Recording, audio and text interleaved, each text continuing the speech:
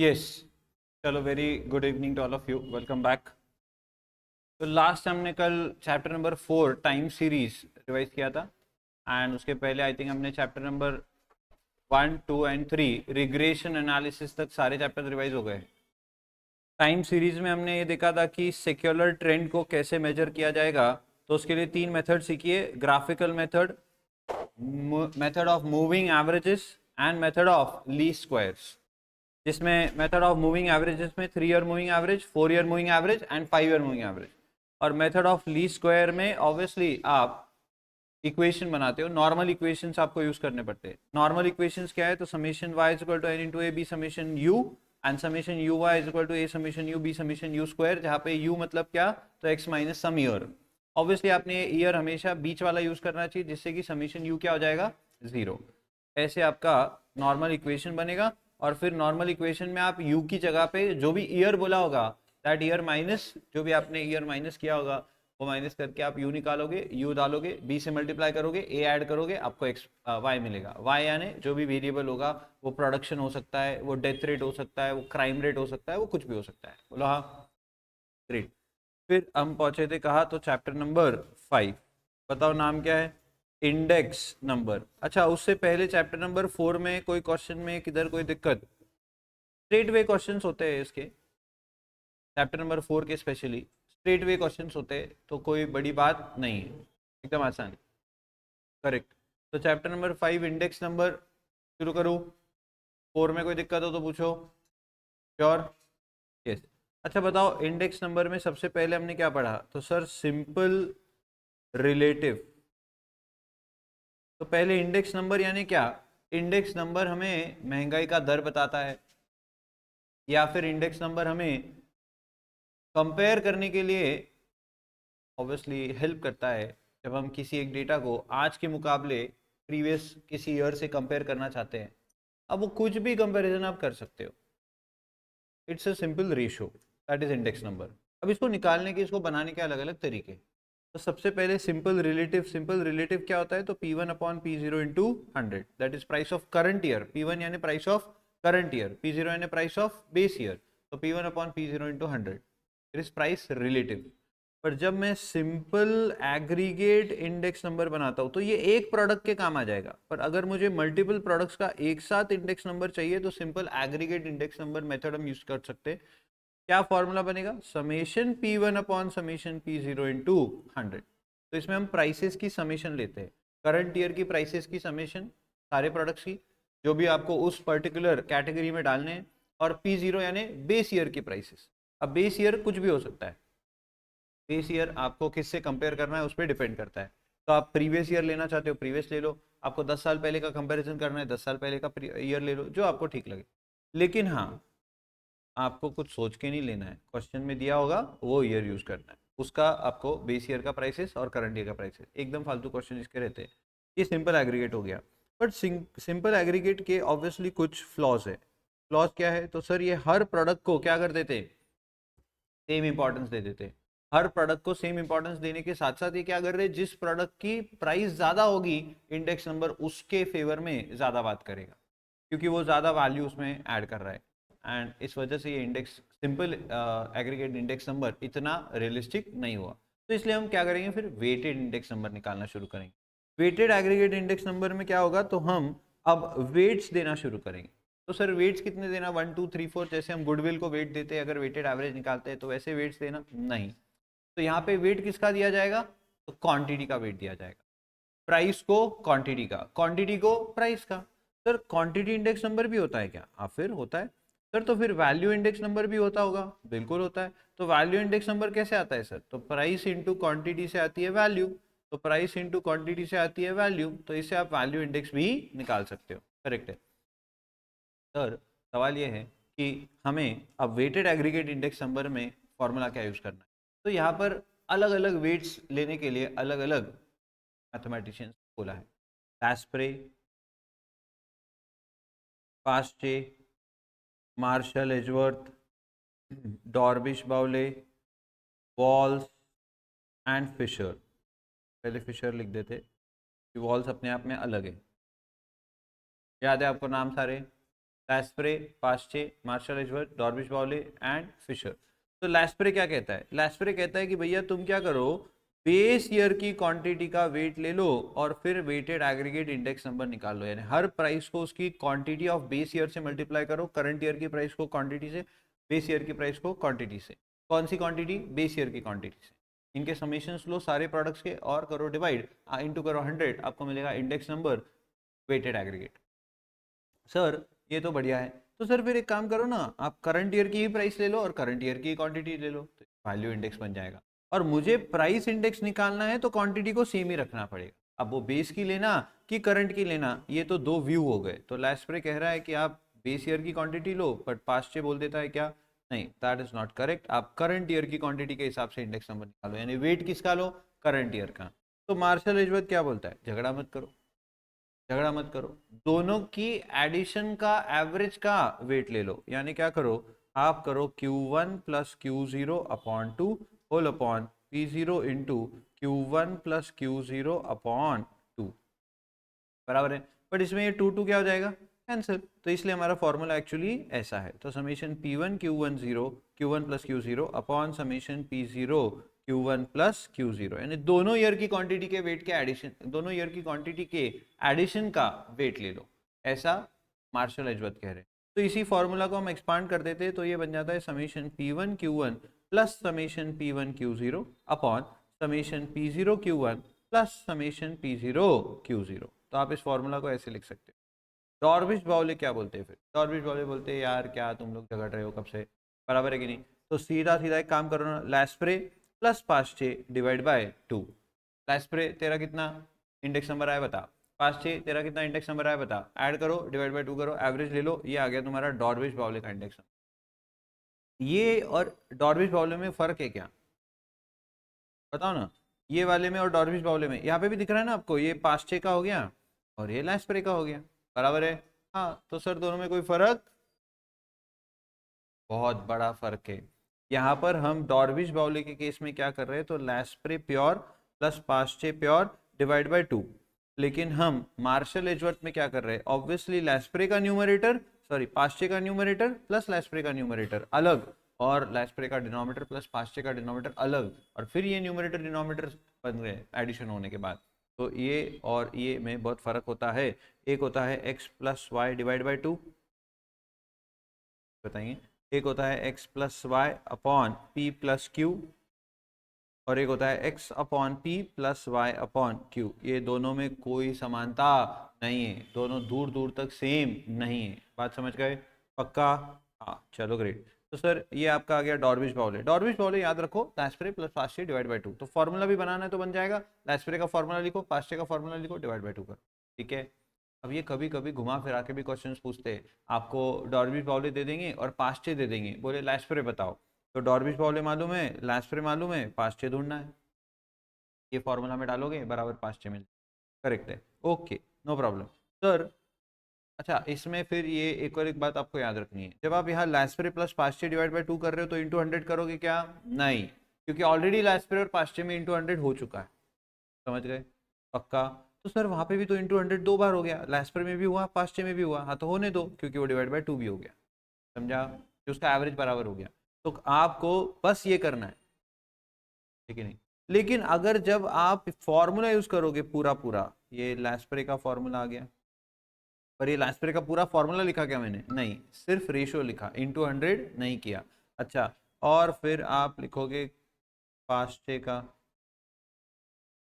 इसको अपॉन 2 करोगे तो इसको इंटू 100 करना पड़ेगा, ये याद रहेगा, इसको इंटू 100 करना पड़ेगा, बिकॉज आपने ये दोनों प्योर फॉर्म में लिखे, बात समझ गए ना, यस दैट्स इट। तो सर ये तो बढ़िया हो गया काम, लैस्प्रे पास्चे डिवाइड बाय 2। अब बताओ फिशर, ये सबसे आइडियल इंडेक्स नंबर है, ये क्या कहता है, ये कहता है कि यार तुम झगड़ा झगड़ी बंद करो यार, सबसे भारी काम करो, दोनों का प्रोडक्ट का स्क्वायर रूट, मतलब दोनों का ज्योमेट्रिक मीन ले लो, किसका, दोनों का, लैस्प्रे और पास्चे, झगड़ा सिर्फ इन दोनों में, झगड़ा सिर्फ इन दोनों में, समझ रहे हो ना। ये दोनों कौन थे वैसे, हमारी स्टोरी याद है ना, किसकी फैमिली बनाई थी हमने, अरे हाँ बोली ही नहीं थी, नाराज कर दिया था मुझे, नहीं अभी नहीं बोलना, तो नहीं, नहीं कुछ नहीं बोला था हमने, सब भूल जाओ, इधर ध्यान दो। तो Fisher square root of Laspeyres into Paasche, ये क्या बोलता है, लैस्प्रे और पास्चे का स्क्वायर रूट ले लो, बस बात खत्म हो जाएगी। और फिर आखिरी आता है कौन, वॉल्स। वॉल्स क्या बोलता है, यार फिशर तूने फॉर्मूला मेरा चुरा लिया, मेरे को फॉर्मूला देना था वो, और मेरे को आइडियल इंडेक्स नंबर बताना था, लेकिन तूने मेरा फॉर्मूला चुरा लिया लैस्प्रे और पास्चे का ज्योमेट्रिक मीन बताकर। अच्छा, ज्योमेट्रिक मीन जब लोगे लैस्प्रे और पास्चे की वैल्यूज को यूज करके तो इंटू 100 नहीं करना, बट यहाँ पे अगर आप ये वैल्यूज पुट करोगे, ये फॉर्मूला डालोगे पूरा, और फिर ये करोगे स्क्वायर रूट, तो उसको इंटू 100 करना पड़ेगा। करेक्ट है ना? हाँ, इधर आपको लॉग टेबल यूज करना पड़ सकता है। ओके, अच्छा ये बताओ, जब आप ये वॉल्स कर रहे हो तब क्या फिर चेंज हो रहा है? तो सर वॉल्स बोला फिशर को कि तूने मेरा फॉर्मूला चुरा लिया यार, तो वॉल्स बोलता है कोई नहीं, मैं नया बना लूंगा कुछ, और उसने नया बना लिया। कि वेट की ही बात चल रही है ना, वेट की ही बात चल रही है, तो हर कोई अपना अपना बात बोल रहा है, तो मैं भी मेरी बात बोल देता हूँ कि वेट के लिए ज्योमेट्रिक मीन ले लो। यानी क्या, तो ना करंट ईयर का वेट लो, ना प्रीवियस ईयर का वेट लो, एक काम करो Q1 इंटू Q2 के स्क्वायर रूट का वेट ले लो, Q1 इंटू Q0 के स्क्वायर रूट का वेट ले लो, समझा? तो फिशर तूने जो बोला कि दोनों लैस्प्रे पास्चे का वेट लो, मैंने उसका अपोजिट बोल, मैंने अलग बोल दिया थोड़ा, कि आप वेट किसका लो, क्वांटिटीज के ज्योमेट्रिक मीन का वेट लो। ये फॉर्मूला के लिए आपको, सिर्फ ये फॉर्मूला के लिए आपको डेटा अलग से निकालना पड़ता है, और ये बाकी सारे फॉर्मूलाज के लिए 4 वैल्यू से सारा काम हो जाता है। P1 Q0, P0 Q0, P1 Q1 और P0 Q1, बस ये 4 वैल्यूज, 1 2 3 4, ये चारों पांचों पांचों फॉर्मूलाज आपके 4 वैल्यू से हो जाते हैं, और कुछ नहीं लगता इनके अलावा। लेकिन वॉल्स के लिए पहले आपको स्क्वायर रूट ढूंढना पड़ता है, और फिर इसको एक बार P1 से मल्टीप्लाई करो, एक बार P0 से मल्टीप्लाई करो, 2 कॉलम की टोटल लो, डिवाइड करो, इंटू 100 करो, आ गया वॉल्स का price index number. Sir quantity index number पूछ लिया तो क्वांटिटी पूछा तो यहाँ पे ऐसा रहेगा। तो सर लैस्प्रे का क्वांटिटी इंडेक्स भी है क्या? हाँ, फिर लैस्प्रे का क्वांटिटी इंडेक्स भी है, बस उसमें क्या करना, सर इंडेक्स निकालना क्वांटिटी के लिए तो वेट लेना प्राइस, इंडेक्स निकालना क्वांटिटी के लिए तो वेट लेना क्या, प्राइस, ऐसे ही चलते जाए। समझ में आ रही बात? पक्का? ये समझ में आया क्या? गुड, चलो आगे। ये बताओ, chapter number weighted aggregate method, तो ये आपकी वेटेड एग्रीगेट मेथड आ गई। ये सारे वॉल्स तक मैंने आपको बता दिए। फॉर्मूला याद है क्या सारे? बोलते क्या कुछ? पक्का याद है? श्योर? सारे? कोई प्रॉब्लम है? गुड। अब बताओ, इसमें कोई क्वेश्चन पहले आपको पूछना तो पूछ लो। फिर एक लास्ट कॉन्सेप्ट है, that is cost of living index.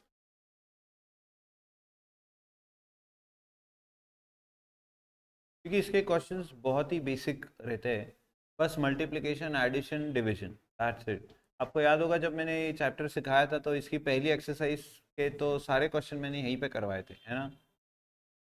पर आपने जिद की थी कि नहीं हम घर पे करेंगे, फिर मैंने बोला ठीक है, आपकी जिद आपने घर पे किए थे।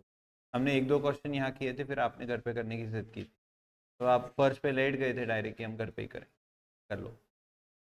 तो होमवर्क दिए थे हमने वो, कि इतने आसान थे।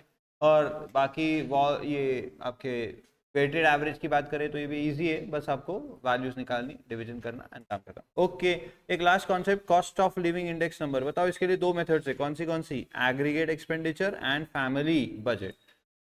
बहुत आसान है ये मेथड, कुछ बच्चों ने गलतियां करके आए हैं प्रीलिम्स में, बराबर ना? तो गलती की है, मुझे पूछा भी था कि सर मुझे याद ही नहीं आया, या आई डब्ल्यू क्या है, कोई तो था, किसने तो पूछा था मुझे। तो ठीक है, अब हाँ, यही यही थी ना? यस, राइट, झूठ बोलती। तो एग्रीगेट एक्सपेंडिचर मेथड, बच्चों एग्रीगेट एक्सपेंडिचर मेथड से सीएलआई एग्जैक्टली वैसे ही आता है, कैसे? जैसे लैस्प्रे से आता है। क्या आपको दिख रहा है? लैस्प्रे का ही फॉर्मूला है। हाँ, ये लैस्प्रे का ही फॉर्मूला आपको यूज करना है सीएलआई निकालने के लिए एग्रीगेट एक्सपेंडिचर मेथड में। तो क्वेश्चन में सब कुछ डेटा वैसा दिया होगा, बट जनरली ये लोग एग्रीगेटिव एक्सपेंडिचर मेथड नहीं पूछते हैं सीएलआई निकालने का। अच्छा, कॉस्ट ऑफ लिविंग इंडेक्स म्हणजे क्या?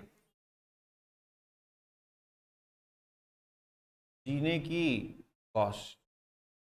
जीना मतलब वो चढ़ने उतरने का जीना नहीं, जीने की कॉस्ट मतलब लिविंग की कॉस्ट, आपकी जिंदगी की कॉस्ट। तो जिंदगी में क्या क्या लगता है सर? खाना, ये क्या है? सर खाना, वही आ रहा अभी मेरे दिमाग में भी खाना, दवाई, हेल्थ, आपका हॉस्पिटल्स, एजुकेशन ना, और ये बेसिक चीजें आपकी, शेल्टर, फूड, तो ये सबकी कॉस्ट।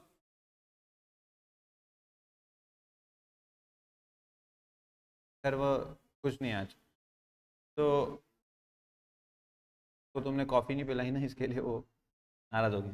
यस, तो मेरी बात सुनो, cost of living index exactly क्या है? Cost of living index means what? तो जीने की कॉस्ट। तो आपको ना यहाँ पे जो प्रोडक्ट्स दिए होंगे वो सारे आपके रेगुलर लाइफ के लिए लगते हैं, उन प्रोडक्ट्स की कॉस्ट का आप इंडेक्स नंबर निकाल रहे हो। तो आपको ये समझ में आएगा कि तब के मुकाबले अब, यानी बेस ईयर के मुकाबले करंट ईयर में कितना ज्यादा पैसा लग रहा है या कितना कम पैसा लग रहा है। That is cost of living index number, बराबर है? यस। अब दो मेथड है, aggregate expenditure method, same to same जैसे हम निकालते थे लास्ट प्रे वैसे यहाँ पर काम करना है, बट आपको ज्यादातर इसमें पूछा जाएगा family budget method. Family budget method में क्या करना है sir? Summation I W upon summation W. Question में आई भी दिया होगा, डब्ल्यू भी दिया होगा। सच्ची सच्ची बोलूँ तो ये भी आपका लास्ट प्रे ही है, बस उसका वेरिएशन लिख दिया उन्होंने, जिसमें आई यानी क्या? Price relative, that is P1 upon P0। तो देखो आई की जगह अगर लिखूं P1 upon P0 into W यानी क्या है? P0 Q0 upon summation W P0 Q0, और ये P0 Q0 कट करोगे तो बचा क्या? P1 Q0 upon summation P0 Q0 into 100। तो है ये लैस फ्री, बट आपको लैस फ्री नहीं करना होता है वहां पे आपको करना है यही। अगर ये किसी बच्चे ने एग्जाम में गलत किया है तो वो पक्का पढ़ाई नहीं करके, इसमें गलत होने जैसा कुछ है ही नहीं। आपको आई डब्ल्यू का मल्टीप्लीकेशन करके टोटल लेके उसको समेशन ऑफ डब्ल्यू से डिवाइड करना आ गया आपका CLI। It is not at all a big deal, ठीक है? तो फॉर्मूला याद रहना चाहिए, बाकी कॉन्सेप्ट भी मैंने समझाया है। कॉस्ट ऑफ लिविंग इंडेक्स, जीने की कीमत, खत्म। तो जीने की कीमत का कंपैरिजन है ये इंडेक्स नंबर, यानी तो आज समझो मुझे सारी कमोडिटीज खरीद कर खाने में 200 रुपये लगते हैं, और तब मुझे 120 रुपये लगते थे। तो 200 divide by 120 percentage, obviously 166.67 is my cost of living index. तो कॉस्ट ऑफ लिविंग इंडेक्स 166.67 मतलब क्या? कि जो काम 100 रुपए में होता था तब, वो होता है अब 66.67। वो होता है अब 66.67। समझे कि नहीं? बोलो ना हाँ। And that's it about chapter number 5. Let's go to chapter number 6. पहले आपके सवाल चैप्टर नंबर 5 से रिलेटेड, कोई क्वेश्चन हो, कोई डाउट हो, आपको एग्जाम में कोई क्वेश्चन आया हो, कोई MCQ हो, कोई मिसलिनियस का क्वेश्चन हो, आस्क एनीथिंग।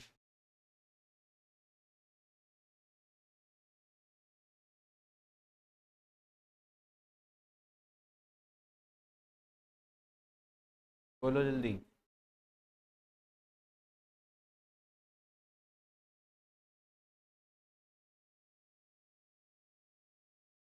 पूछ ले।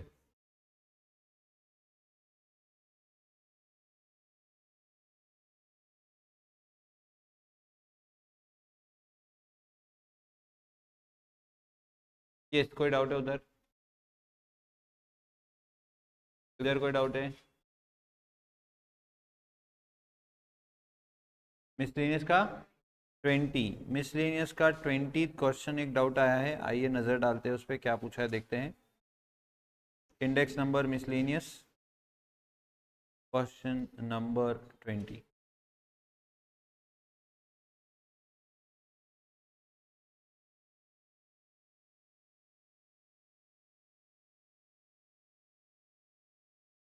हाँ, find the cost of living index number by family budget method. कौन सी मेथड यूज करना है बोलो?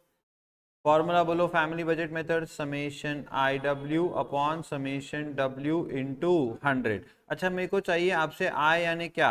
P1 upon P0 into 100। W यानी क्या?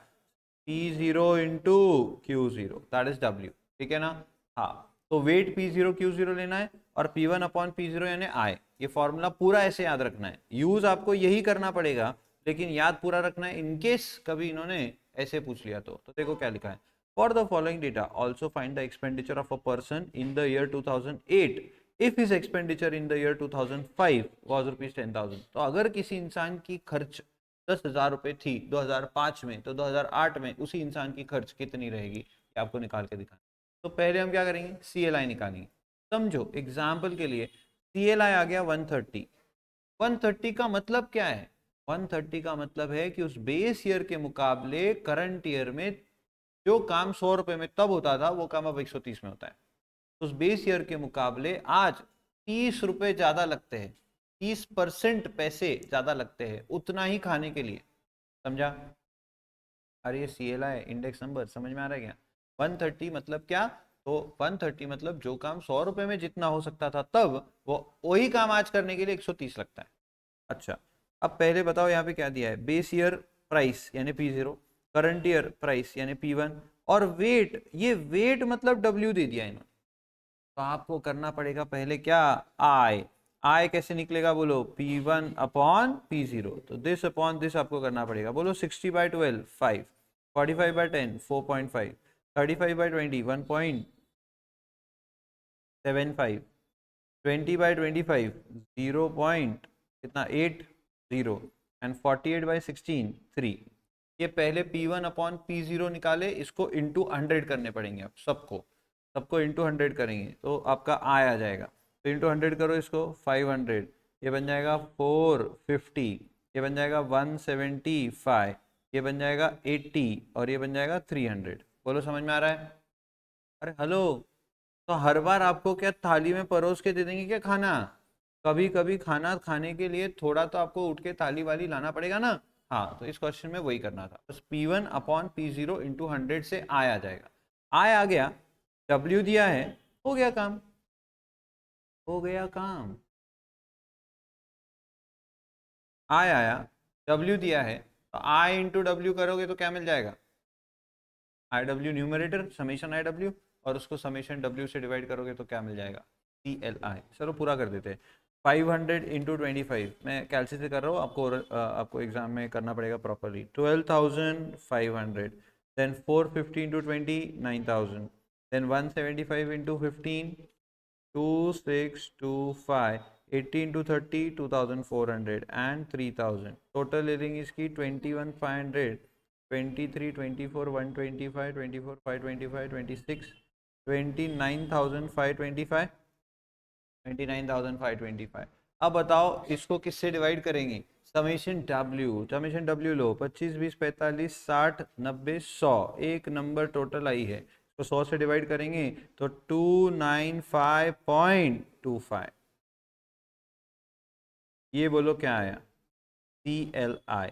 यानी जो काम 2005 में, इसको 2008 करना है, जो काम 2005 में 100 रुपए में होता था, वही काम अब 295 रुपीज 25। बहुत महंगाई बढ़ गई। महंगाई कितने से बढ़ी अगर बोलूँ तो 195.25% से। समझा? अब हमारा एक भाई 10,000 रुपये खर्च करता था 2005 में, तो उतना ही खाने पीने के लिए उसको आज कितना खर्च करना। तो सुनो, 100 रुपये में जो काम होता था वो अब हो रहा है 295.25 में।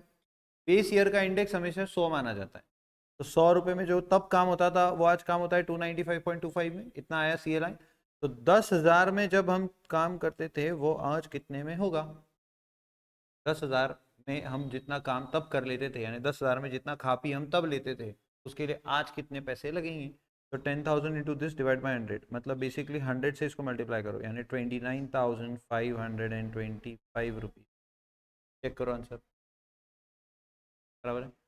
कुछ बच्चों ने चेक किया, बराबर बोल रहे हैं वो, सर पीछे बराबर दिया है आंसर, आपका आंसर उससे कंपेयर किया।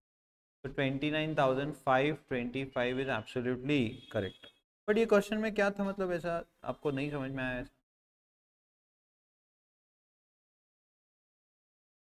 आय याद नहीं आ रहा था, ए भगवान, इसीलिए तो मैंने फॉर्मूला में आपको लिख के दिया है, आय म्हणजे क्या, P1 अपॉन P0 इंटू 100।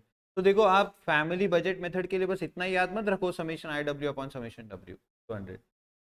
क्या W म्हणजे क्या, ये भी याद रखो। कभी आपको वो ज़्यादा मार्क्स के लिए क्वेश्चन दे दे और ऐसा पूछ ले तो फ्री के मार्क्स गए आपके। ओरली सॉल्व किया मैंने पूरा कुछ, कैलसी पे किया काम, बाकी का सब ओरली हो गया, इतना फास्ट हुआ हो। फ्री के मार्क्स हैं। बोलो हाँ। हाँ, तो बोलो आय क्या है, P1 upon P0 into 100, summation नहीं है। P1 अपॉन P0 इंटू 100 आई, W क्या है P0 into Q0, but generally ये W डायरेक्ट दे देंगे आपको, क्योंकि अगर वो नहीं दिया और वो भी निकालने बोला तो उसके लिए Q0 भी देना पड़ेगा इन्हें, तो फिर काम बहुत बढ़ जाएगा, फिर मार्क्स 4 पूरे हो जाएंगे इसके।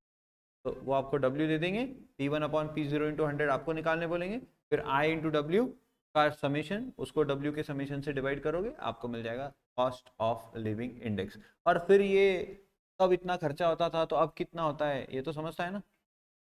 अभी तब 100 में जो होता था वो अभी CLI में होता है, और तब 10,000 में जो होता था उसका आज कितना लगे, क्रॉस मल्टीप्लिकेशन। ये हो गया मेरा पूरा काम चैप्टर नंबर 5। और कोई डाउट हो तो पूछ। पेज नंबर 86 1 80 पीछे 86 का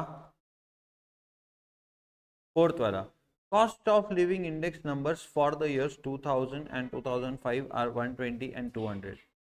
2000 का CLI कितना 120, 2005 का CLI कितना 200। पहले मेरे को एक सवाल का जवाब चाहिए, ये दोनों में से बेस ईयर कौन सा है? 2000, एब्सोल्युटली रॉन्ग आंसर। यही तो मुझे पूछ, क्या ये 100 दिया है इसका इंडेक्स नंबर? नहीं, समझ रहे हो क्या मतलब, ये किसी और बेस ईयर से दोनों CLI निकाले, यानी कुछ और बेस ईयर होगा जिसका इंडेक्स नंबर 100, बेस ईयर का इंडेक्स हमेशा 100। क्यों 100 ये भी समझो। 2015 में 2015 में आज से 10 साल पहले 2015 में कुछ काम 100 रुपए में होता था, तो 2015 में वो काम कितने में होता था? जवाब दो। 2015 में कुछ काम 100 रुपए में होता था, तो 2015 में वो काम कितने में होता था? 100 रुपए में। तो बेस ईयर का इंडेक्स नंबर 100 होता है हमेशा। ये 100 है क्या? नहीं। हाँ, पर ये अभी इसको बेस बनाने बोल सकते हैं, अभी इसको बेस बनाने बोल सकते हैं, लेकिन ये दोनों किसी और बेस ईयर को लेकर इनके इंडेक्स निकाले हुए। तो 2000 में 120 रुपए में काम होता था, जो कभी तो 100 रुपए में होता होगा, और 2005 में 200 में होता है वही काम। ठीक है, आगे बढ़ते हैं। If a person has monthly earnings of ₹10,800 in year 2000, what should be his monthly earnings in year 2005 in order to maintain the same standard of living? Same standard of living मतलब उसे कुछ ज़्यादा नहीं चाहिए, जितना तब था उतना ही अभी चाहिए, पर महंगाई बढ़ गई है तो पैसे तो ज़्यादा ही लगेंगे, उतना भी खाना है तो। समझा? अब सिंपल बात थी, ये बताओ 120 जब CLI था तब वो खर्चा करता था 10,800, तो वही CLI 200 हो गया तो खर्चा करना पड़ेगा कितना?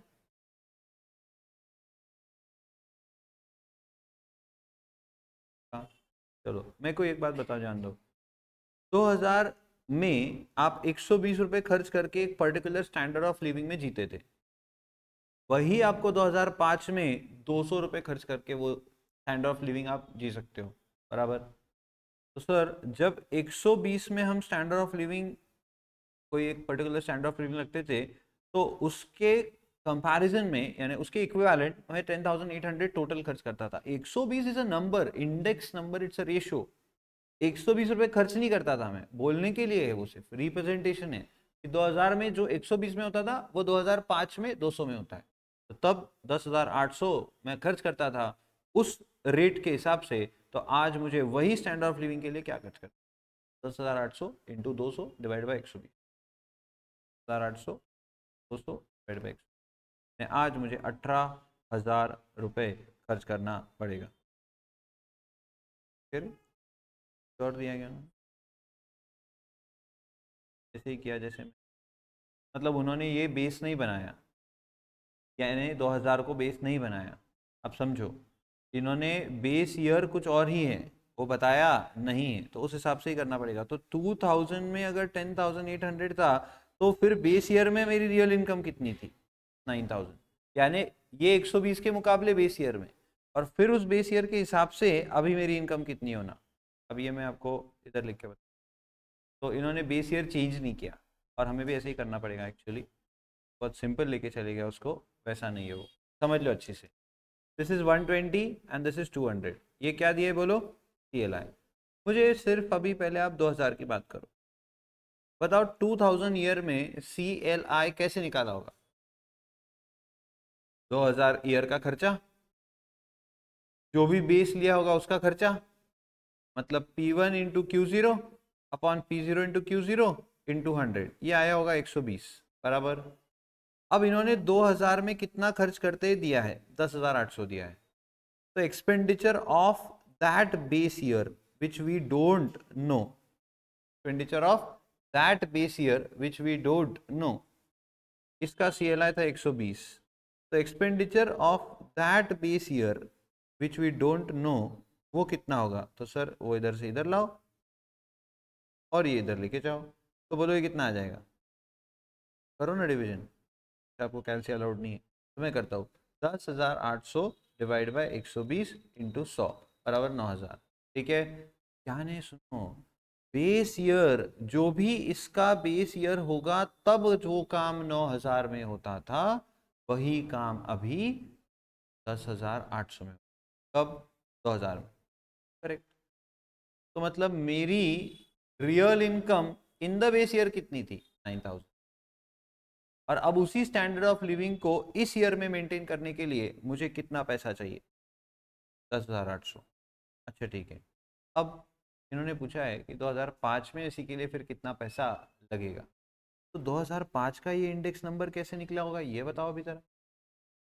2005 का इंडेक्स नंबर कैसे निकला होगा सर, 2005 का खर्चा ऐसे लिख दो, 2005 एक्सपेंस, मालूम नहीं है, कोई ढूंढना है, divide by base years expense.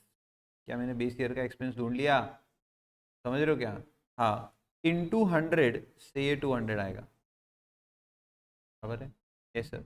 तो सर इस हिसाब से फिर 2005 का एक्सपेंस कितना, तो 9,000 इंटू 200, 1000 इंटू 200 डिवाइड बाय, तो आना चाहिए लेकिन 18,000। कुछ तो इन्होंने गड़बड़ कर दी, एक बार इनका मेरे को सॉल्यूशन देखने दो। ओ माय गॉड, मैं सिर्फ ये वैल्यू देख रहा हूँ, इन्होंने CLI ही चेंज कर दिया है, तो वो तो गलती हो गई, फालतू कर रहे थे हम मेहनत। पर ये आप समझ रहे हो क्या, मतलब बेस ईयर का एक्सपेंस निकाल के और फिर उससे मैंने करंट ईयर का एक्सपेंस निकाला, ठीक है, पर वो सेम ही आ रहा है, सिर्फ इन्होंने डायरेक्ट यही नंबर ही चेंज कर दिया, दैट इज करेक्ट, नहीं वो गलत है फिर, आप ये समझ लो बस, ऐसे ही करके आ जाओ। डायरेक्ट भी किया तो रेशो रेशो ही है, वो सेम ही आता है, अभी वो इन डेप्थ नहीं जा रहे। 120 से ही डायरेक्ट 200 का निकाला तो भी करेक्ट ही है, कोई फर्क नहीं पड़ता उससे, क्योंकि इससे वो निकालोगे और फिर उससे ये निकालोगे तो बात तो सेम ही है ना, क्योंकि दोनों का बेस वही है। बट इतना घुमा के करना अगर उनको अच्छा लगता है तो कर दो, क्या फर्क पड़ता है।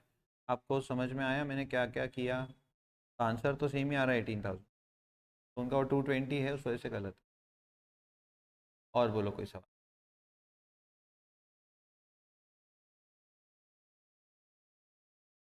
इसमें से MCQs भी आ सकते हैं, फॉर्मूला से रिलेटेड पूछ सकते हैं, या फिर आपको गिवन में डायरेक्ट वैल्यूज दे देंगे और सिर्फ डिवीजन करके MCQ टिक करो बोल सकते हैं, ठीक है। बढ़ो आगे, तो करो चैप्टर नंबर 6। हाँ बोलो, शुरू करें चैप्टर नंबर 6। समझा नहीं, हाँ ना, तो बोले क्यों नहीं तुम पहले कि वो 220 है सर वहाँ पे, ये तुमने देखा नहीं था कि 220। हाँ वो सही है, वो भी सही है, 120 से 100 जाना, 100 से 200 आना, या डायरेक्ट 120 से 200 जाना, सबका बेस तो सेम ही है, सब रेशो ही है, डायरेक्ट भी कर सकते हैं। वो मेरे को लगा यहाँ पर उन्होंने वैसा किया है तो वैसा करके दिखा देते, पर आंसर तो सेम ही आना चाहिए आ रहा है। दैट्स इट, और कोई सवाल हो तो जल्दी पूछो, नहीं तो मैं चला अगले चैप्टर।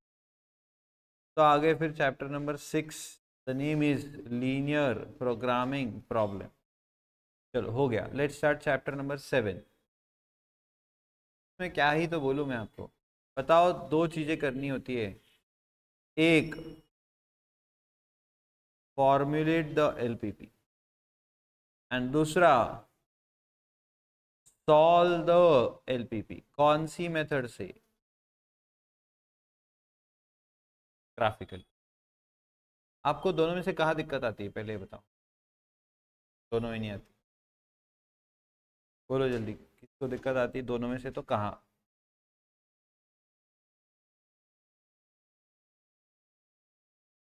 दिक्कत तो आती है पर कहाँ नहीं आती। चलो एलपीपी फॉर्मुलेट करने के लिए क्या करना है सर, सबसे पहले हमें जो हमारे क्वेश्चन की रिक्वायरमेंट है, जो हमें ढूंढना है कि कितना ये बेचे कितना वो बेचे, कितना ये बनाए कितना वो बनाए, कितना ये कितना वो, जो भी बोला है, तो वो जो भी बोला है that should be let X and Y. पहला step, let X and let Y. जैसे ही आपने ये एक्स और वाई लेट कर दिया, फिर आपको ढूंढना है सबसे पहले तो क्या, ऑब्जेक्टिव फंक्शन। ऑब्जेक्टिव जनरली क्या क्या हो सकता है, प्रॉफिट मैक्सिमाइज करना है, रेवेन्यू मैक्सिमाइज करना है, कॉस्ट मिनिमाइज करना है, कॉस्ट मिनिमाइज करना है। ये तीन जनरली आपके क्वेश्चन ऑब्जेक्टिव हो सकते हैं, क्या ना। हाँ, हाँ, कभी कभी हो सकता है कि आपको मैक्सिमाइज प्रोडक्शन करना है, या आपको और भी कुछ ऐसा कोई नया फैक्टर दे दे जो मैक्सिमाइज करना है या मिनिमाइज करना है। मिनिमाइज का क्वेश्चन रहेगा तो जनरली कॉस्ट ही रहेगी, मैक्सिमाइज का क्वेश्चन रहेगा तो जनरली आपका सेल्स या रेवेन्यू या प्रॉफिट रहेगा। सर तो ऑब्जेक्टिव फंक्शन सबसे पहले आइडेंटिफाई, इसको हम z इज इक्वल टू के फॉर्म में लिखेंगे जब एलपीपी कंस्ट्रक्ट करें, एलपीपी कंस्ट्रक्ट करके लिखेंगे तब। ओके, फिर आपको ढूंढने हैं क्या, सारे कंस्ट्रेंट्स। अब कंस्ट्रेंट्स ढूंढना ये मतलब ऐसा कोई आपको बैठा के सिखा नहीं सकता है, क्योंकि ये हर क्वेश्चन में अलग तरीके से लिखा होगा। जैसे मैंने कमीशन ब्रोकरेज के वक्त बोला था कि वहां पर जो लिखा है वो आपको परफॉर्म करना है, वैसे यहाँ पर आपको जो बोला है वो देखना है, वो पढ़ना है, उसके हिसाब से आपको कंस्ट्रेंट्स। बस आपको ये देखना है कि मैक्सिमम अवेलेबिलिटी है तो obviously less than equal to वाला इनइक्वालिटी साइन यूज होगा। मिनिमम रिक्वायरमेंट है तो फिर वहां ग्रेटर देन इक्वल टू वाली इक्वालिटी साइन यूज होगा, क्योंकि मिनिमम इतना चाहिए म्हणजे इससे ज्यादा भी चलेगा, मैक्सिमम इतना चाहिए यानी इससे कम ही आप यूज कर सकते हो, क्योंकि मैक्सिमम ज्यादा तो जा नहीं सकते। और मैक्सिमम हमेशा अवेलेबिलिटी रहेगी और मिनिमम हमेशा रिक्वायरमेंट रहेगी, रिक्वायरमेंट हमेशा मिनिमम रहेगी और अवेलेबिलिटी हमेशा मैक्सिमम। थोड़ा समझ में आ रहा है, ये ढूंढना कला है। एक दो जो वो क्वेश्चन है स्पीड डिस्टेंस और टाइम वाला एक क्वेश्चन है, वो थोड़ा अलग है। फिर एक वो क्वेश्चन और है जो वो भी easy actually, protein vitamin and that one, वो भी इजी है, वो नहीं था। सिर्फ वो स्पीड टाइम वाला जो एक क्वेश्चन है वही थोड़ा सा आपको अटपटा लगेगा, बाकी तो जनरली सारे क्वेश्चन। आप फटाक से बताओ कोई क्वेश्चन का एलपीवी बना के दिखाओ क्या। एक्सरसाइज फर्स्ट का 8, पेज नंबर 99, ये आ गया। इफ, अच्छा वही क्वेश्चन आप जो मैं बोला, क्या यार कॉपी करते हो। If John drives a car at a speed of 60 kilometre per hour, okay, he has to spend ₹5 per kilometre. 60 की स्पीड पे गाड़ी चलाओगे तो ज़्यादा एवरेज मिलता है, ज़्यादा एवरेज मिलता है तो पेट्रोल पे खर्चा कम होता है, ये कॉमन सेंस है। On petrol, if he drives at a fastest speed of 90 kilometre per hour, the cost of petrol increases to ₹8 per kilometre. अगर ये फास्ट चलाता है गाड़ी तो खर्चा ज़्यादा लगता है, पेट्रोल ज़्यादा लगता है, तो ₹8 पर किलोमीटर इसका खर्चा होता है पेट्रोल पर। He has ₹600 to spend on petrol and wishes to travel the maximum distance. तो ऑब्वियसली मुझे ये समझ में आ गया कि इसको डिस्टेंस मैक्सिमाइज करना है ट्रैवलिंग का, correct, within an hour. ओ ओ ओ ओ ओ मुझे एक और एक कंस्ट्रेंट मिला, ये कंस्ट्रेंट बड़ा छुपा रुस्तम कंस्ट्रेंट का, ये इतने से इसमें लिख दिया है कि इसके बाद 1 ही घंटा है, ये भी एक कंस्ट्रेंट है, टाइम का कंस्ट्रेंट, तो 1 घंटे में जाके वापस आना। तो पिताजी ने गाड़ी की चाबी दे दी है प्रेम को, बोले जा बेटा उसको घुमा के ला, बाजू वाली को।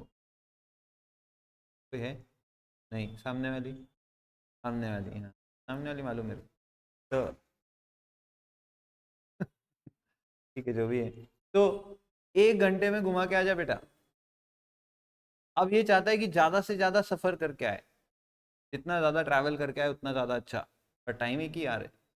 पिताजी ने बोला है 1 आवर के अंदर नहीं आया तो सिंड्रेला का जादू खत्म, ठीक है ना, जादू करके भेजा हमारे उसको। ₹600 दिए पिताजी ने, पेट्रोल भरा लेना, 600 में जितना हो बस उतने में वापस आ जाना, ज्यादा पेट्रोल डालने का नहीं। Formulate the above problem as an LPP. और एक मिनट, पेट्रोल के खर्चे के उन्होंने सारे बेस दिए हैं, तो बस आपको पेट्रोल का खर्चे के हिसाब से 600 रुपये का खर्च मैक्सिमम है, 600 से कम पेट्रोल का खर्च होना चाहिए, टाइम 1 आवर से कम होना चाहिए, डिस्टेंस ट्रैवल मैक्सिमम होना चाहिए। अब सवाल सबसे जो इम्पोर्टेंट है यहाँ पर आपके लिए बनता है कि what should be let x, what should be y. तो सर ये अलग अलग स्पीड पे गाड़ी चलाने वाला, अलग अलग स्पीड पे गाड़ी चलाएगा तो अलग अलग किलोमीटर ट्रैवल करेगा। जब वो चलाएगा 60 किलोमीटर पर आवर की स्पीड पे तो 1 घंटे में 60 किलोमीटर चल पाएगा। जब वो चलाएगा 90 किलोमीटर पर आवर की स्पीड पे तो वो 90 किलोमीटर 1 घंटे में घूम पाएगा। बराबर है? हाँ। अब सवाल ये है एक्स क्या माने और वाई क्या माने। तो सर 60 किलोमीटर पर आवर की स्पीड पे जितना ट्रैवल वो करेगा डिस्टेंस उसको मान लेंगे एक्स, और 90 किलोमीटर पर आवर की स्पीड पे जितना वो ट्रैवल करेगा उसको मान लेंगे वाई। तो कोई प्रॉब्लम नहीं, कोई प्रॉब्लम, यूट्यूब पर लेक्चर रहेगा वहां से देख लेना। तो ये बताओ 60 किलोमीटर पर आवर की स्पीड से एक्स किलोमीटर ट्रैवल करेगा और 90 किलोमीटर पर आवर की स्पीड से वाई किलोमीटर ट्रैवल करेगा। बात समझ में आ रही? तो ये दोनों स्पीड से चलने वाले किलोमीटर्स को ये मैक्सिमाइज करना चाहता है। तो मैं रफ में लिखूँ ना इधर कि पूरा फेयर लिख के दिखाऊँ? रफ में बोल तो सही हूँ। ऑब्जेक्टिव फंक्शन, पता ऑब्जेक्टिव फंक्शन क्या होगा? z इज इक्वल टू, हाँ सर बहुत ध्यान से, x क्या माना है मैंने? Kilometres travelled at the speed of 60 kilometres पर आवर। y क्या माना है मैंने? Kilometres travelled at the speed of 90 kilometres पर आवर। तो ऑब्वियसली मुझे z क्या करना है? मैक्सिमाइज करना है, और z क्या रहेगा? x plus Y.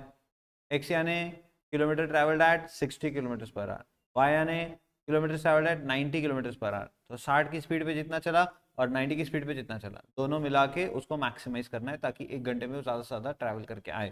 पर सर तो फिर बढ़िया है ना, 60 पे 1000 किलोमीटर चला लो 60 किलोमीटर की स्पीड पे, और 90 किलोमीटर की स्पीड पे 2500 किलोमीटर चला लो, डायरेक्ट बुढ़े हो गए वापस आएंगे दोनों। समझ रहे हो क्या? यस। तो टाइम का कंस्ट्रेंट है, पैसों का कंस्ट्रेंट है। 600 रुपये में 2500 किलोमीटर बैलगाड़ी भी नहीं जाएगी लेकिन तो पेट्रोल की गाड़ी तो बहुत मुश्किल है। तो दोनों कंस्ट्रेंट्स हैं, तो मुझे उन दोनों कंस्ट्रेंट्स को लिखना है। तो देखो अब सब्जेक्ट टू, पहला कंस्ट्रेंट कर रहा हूं मैं टाइम का, ये इंपॉर्टेंट है। टाइम कितना है आपके पास? 1 hour. x kilometre per hour की स्पीड पे अगर आप चल रहे हो, x किलोमीटर पर आवर की स्पीड पे अगर आप चल, सॉरी 60 किलोमीटर पर आवर की स्पीड पे आप चल रहे हो और x किलोमीटर्स आप ट्रैवल कर रहे हो, तो कितना टाइम आपको लगेगा? वापस से, x किलोमीटर 60 की स्पीड पर आप चल रहे हो, छोड़ो 120 किलोमीटर आप 60 की स्पीड पे जा रहे हो, 60 किलोमीटर पर आवर, 1 घंटे में 60 किलोमीटर, तो 120 किलोमीटर को कितने घंटे लगेंगे? 2 घंटे। यहाँ से नासिक एग्जाम्पल के लिए 120 किलोमीटर है और 60 किलोमीटर पर आवर की स्पीड से आप गाड़ी चला रहे हो, तो कितने घंटे में आप नासिक पहुंच जाओगे? 2 घंटे में। अगर नॉन स्टॉप गाड़ी 60 किलोमीटर पर आवर की स्पीड पे चलती रही तो नासिक से हमारा बड़ा गहरा संबंध है। यस, सुनते रहो। तो अब 120 की जगह मैंने लिख दिया x, और बोल रहा हूं मैं कि 60 किलोमीटर पर आवर की स्पीड पे गाड़ी चल रही है, तो कितना टाइम लगेगा इतने किलोमीटर गाड़ी चलाने को इस स्पीड से? Sir x upon 60। जैसे मैंने यहाँ 120 बोला था तो आपने तुरंत बोला सर 2 घंटे लगेंगे, तो मैंने 120 की जगह कर दिया x, क्योंकि वो मैंने लेट किया है कि इस स्पीड पे मैं x किलोमीटर चलूंगा, तो मुझे कितना टाइम लगेगा? x by 60। Similarly y kilometre चलेंगे 90 की स्पीड पे तो y बाय 90 टाइम लगेगा। बराबर है? हाँ। तो ये टोटल टाइम हो गया ना, ये टोटल टाइम हो गया, ये हमें 1 घंटा या उससे कम रखना है, ज़्यादा टाइम नहीं हमारे पास। बराबर है? हाँ। सब्जेक्ट टू दिस, मतलब सर आपने ये अजम्पशन लिया इस क्वेश्चन में कि वो कंटिन्यू बस गाड़ी ही चलाने वाला है। अरे क्या बात समझ में? गाड़ी कहीं रुकने वाली नहीं। तो x/60 बंद करो रे, x/60 plus y/90 is less than equal to 1। अच्छा दूसरा कंस्ट्रेंट बोलो क्या,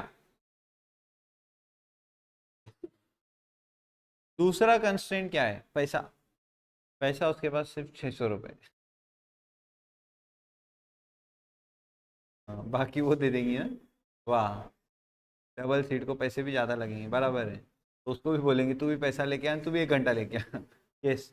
अब बताओ दूसरा कंस्ट्रेंट क्या है? पैसा। पैसे पेट्रोल के हिसाब से लगेंगे। बताओ जब 60 किलोमीटर पर आवर की स्पीड पे चलता है तब कितना पर किलोमीटर? 5 रुपए पर किलोमीटर का पेट्रोल पर खर्चा। और आप कितने किलोमीटर 60 के स्पीड पे चलने वाले हो? एक्स। एंड 1 किलोमीटर का 5 रुपए लगेगा, तो 5x आपको पेट्रोल पे खर्च करना पड़ेगा 60 की स्पीड पे। सिमिलरली कितना था वो? 8 रुपीज है ना 90 की स्पीड पे। हाँ, 8y खर्चा आपको करना पड़ेगा ऑब्वियसली जब आप 90 की स्पीड पे चलोगे। तो आपको ये पूरा खर्चा 600 रुपये या उससे कम रखना है, समझा? पक्का? इसे और बताओ x should be greater than equal to and y should be greater than equal to. आया समझ में? इसमें सिर्फ और x, सिर्फ एक तो x और y क्या मानना, और दूसरा ये टाइम। और टाइम कैसे आता है? Distance upon speed. फॉर्मूला आपको याद आना चाहिए। डिस्टेंस अपॉन स्पीड से टाइम आएगा, कॉमन सेंस भी ऑब्वियसली टाइम का। और दोनों कंस्ट्रेंट्स आपको समझ में आनी चाहिए कि 600 रुपीज़ टोटल पैसा है। अच्छा ये 5x समझा ना आपको? 5x समझा ना? 5x 8y, 5x 8y पक्का याद रहेगा? याद रहेगा मतलब यही क्वेश्चन आने वाला जरूरी नहीं है, बट ये समझा आपको 5x 8y? खूब तो समझा। और कोई सवाल जिसमें आप एलपीपी बनवाना चाहते हो?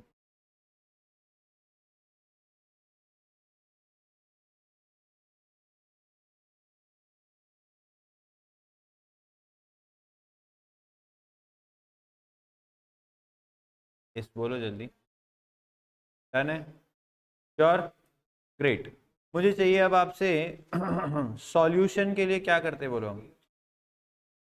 तो बच्चों ये ना, ये जो यहाँ सब लिखा हुआ है ध्यान से देखो, 1 मिनट में जो बता रहा हूँ ये, तो ये ना थ्योरी क्वेश्चन पूछ लेते इस पे, फिलिंग द ब्लैंक्स, ट्रू और फॉल्स, एमसीक्यू। तो ये आपने पढ़कर जाना है भाई साहब, सब जो भी लिखा है ये थोड़ा आपने पढ़कर जाना है एक बार। ये थ्योरी पार्ट है। अब प्रैक्टिकल पार्ट की बात कर लेता हूँ। क्या इनको ग्राफिकली सॉल्व करने के लिए पहले एलपीपी दिया होगा आपको? सबसे पहले क्या करेंगे सर? बताओ पहला स्टेप। सर जो भी कंस्ट्रेंट्स है उनको इक्वेशंस कंसिडर करना है और उनसे निकालने हैं हर कंस्ट्रेंट से एटलीस्ट 2 पॉइंट्स। हर कंस्ट्रेंट से एटलीस्ट 2 पॉइंट्स आपको निकालने। जब हर कंस्ट्रेंट से 2-2 पॉइंट मिल जाएंगे फिर आपको बनाना है ग्राफ। ग्राफ पे आपको 2 पॉइंट्स प्लॉट करने हैं हर एक कंस्ट्रेंट के। जनरली कोशिश करो कि आप उनको इंटरसेप्ट ही मानो, कनेक्ट करने में आसानी होगी। इंटरसेप्ट यानी क्या? तो x0 तो y कितना, y0 तो x कितना, ऐसे ही 2 पॉइंट मानो जनरली। हाँ सर जब x इज इक्वल टू 5 या y इज इक्वल टू 9 या -9 ऐसे इक्वेशंस आ गए या ऐसे इक्वेशंस दिए हैं क्वेश्चन में, तो ये स्ट्रेट पैरेलल लाइंस रहेगी। x इज इक्वल टू 5 तो ऑब्वियसली ये पैरेलल टू y एक्सिस रहेगी, y इज इक्वल टू 9 तो ऑब्वियसली ये पैरेलल टू x एक्सिस रहेगी। करेक्ट। तो ऐसे आपके ये दोनों लाइंस जब सिंगल वैल्यू आपको दे रहे तो बनेंगे। और जब आपको पूरा इक्वेशन दे रहे हुए 2 वेरिएबल्स, तो एक बार x0 मानो y निकालो, एक बार y0 मानो x निकालो। पर वैसी पॉसिबिलिटी नहीं है तो कुछ और चेक करो, 2 3 1 2 -1 2 कुछ भी हो सकता है। तो x की कोई वैल्यू लेकर y की कोई वैल्यू दो, कोशिश करो पॉइंट में ना आए बस, तो आपको थोड़ा बहुत दिमाग लगाना पड़ेगा। 2 पॉइंट हर एक के मिल गए, फिर उन सारी इक्वेशंस को जोड़ दो, उन सारी लाइंस को जोड़ दो, सारी लाइंस ऑब्टेन करो। लाइंस आपको मिल गई, अब उनके कंस्ट्रेंट्स को देखना है वापस से। तो हम पूरा वो टेबल बनाते हो, टेबल आपको याद करना है। कंस्ट्रेंट टाइप भी उसमें लिखा होता है, लेस देन है कि ग्रेटर देन है। तो सर अभी समझो एग्जाम्पल के लिए ये जो लाइन है इसका लेस देन इक्वल टू है। तो लेस देन इक्वल टू है तो आपने कैसे चेक करना है कि वो ओरिजिन के साइड शेड करूँ कि ओरिजिन के अपोजिट साइड करूँ? अब वो कैसे चेक होगा कि ओरिजिन की साइड शेड होगा कि ओरिजिन के अपोजिट साइड? तो सर लेस देन है तो लेफ्ट साइड, ग्रेटर देन है तो राइट साइड। मैंने ऐसा बिल्कुल नहीं सिखाया। लेस देन और ग्रेटर देन के लिए आपने क्या करना है कि वो कंस्ट्रेंट के साथ, सपोज एक इक्वेशन बना है 2x + 3y is less than equal to 5, तो आपने क्या करना है इसमें ओरिजिन के कोऑर्डिनेट्स डालने। तो x 0, y 0, 2 0 0, 3 0 0, 0 + 0 0, 0 is less then 5। तो ऑब्वियसली 0 इज लेस देन 5, मतलब ओरिजिन इस कंस्ट्रेंट की इन इक्वेशन को सेटिस्फाई कर रहा है, यानी ये ओरिजिन की तरफ शेड होगा। और यही समझो अगर ऐसा दे दिया, अब इसमें ओरिजिन डालोगे तो 0 is not greater than 5, not equal to 5, तो ऑब्वियसली अब यहाँ पे ओरिजिन इस कंस्ट्रेंट को फुलफिल नहीं कर रहा है। अब ओरिजिन की अपोजिट साइड में शेड होगा। तो राइट लेफ्ट नहीं करना है, ऐसे डिसाइड करना है। अभी कैसी भी लाइन हो, जैसे मैंने अभी समझाया वैसे डिसाइड करोगे तो बराबर आपको शेड कहाँ करना है पता चल जाएगा। वरना कभी लाइन ऐसी या ऐसी कुछ आ गई या ऐसी अगर आ गई तो फंस जाओगे, फिर लेफ्ट करूँ कि राइट करूँ। तो सर अगर समझो लाइन ही ओरिजिन से चली गई फिर तो लफड़ा हो गया ना सर। बोला बराबर है तेरी बात, लाइन अगर ओरिजिन से चली गई तो लफड़ा तो हो रहा है। तो फिर उस केस में क्या करेंगे सर? तो आपको उस केस में कोई और पॉइंट लेके उस कंस्ट्रेंट में डाल देना है। जैसे एग्जांपल ये लाइन गई है यहाँ से, तो सपोज यहाँ पर कोई ना कोई पॉइंट होगा, ये वाला पॉइंट ले लेंगे डायरेक्ट, या सीधा इधर का पॉइंट ले लो, -1 -1 सबसे बेस्ट। तो -1 -1 पॉइंट डालो उस कंस्ट्रेंट में और देखो क्या वो कंस्ट्रेंट सेटिस्फाई हो रहा है। अगर वो कंस्ट्रेंट सेटिस्फाई हो गया, शेड कर दो उस पॉइंट की तरफ जो पॉइंट आपने लेकर के उस कंस्ट्रेंट में डाला था, लेकिन मतलब उसी इक्वेशन में। लेकिन अगर नहीं फुलफिल हुआ इससे तो फिर उसकी अपोजिट साइड पे शेड हो जाएगा, समझा? बट ओरिजिन से लाइन जाएगी, ऐसा केस आपको कम ही देंगे। ओके, तो सर फिर हर एक का ऐसा शेडेड रीजन आपको ड्रॉ करना है, less than, greater than, less than, greater than, जो भी दिए होंगे उसके हिसाब से आपको देखना है वो ओरिजिन फुलफिल कर रहा है कि नहीं कर रहा है। अगर कर रहा है तो ओरिजिन की तरफ, नहीं कर रहा है तो ओरिजिन के अपोजिट साइड। ऐसा करते करते सपोज आपको ये वाला शेडेड रीजन मिल गया, क्योंकि इस लाइन का ग्रेटर देन दिया था, इस लाइन का लेस देन दिया था, बाकी ये दोनों लाइंस का लेस देन ही दिया था।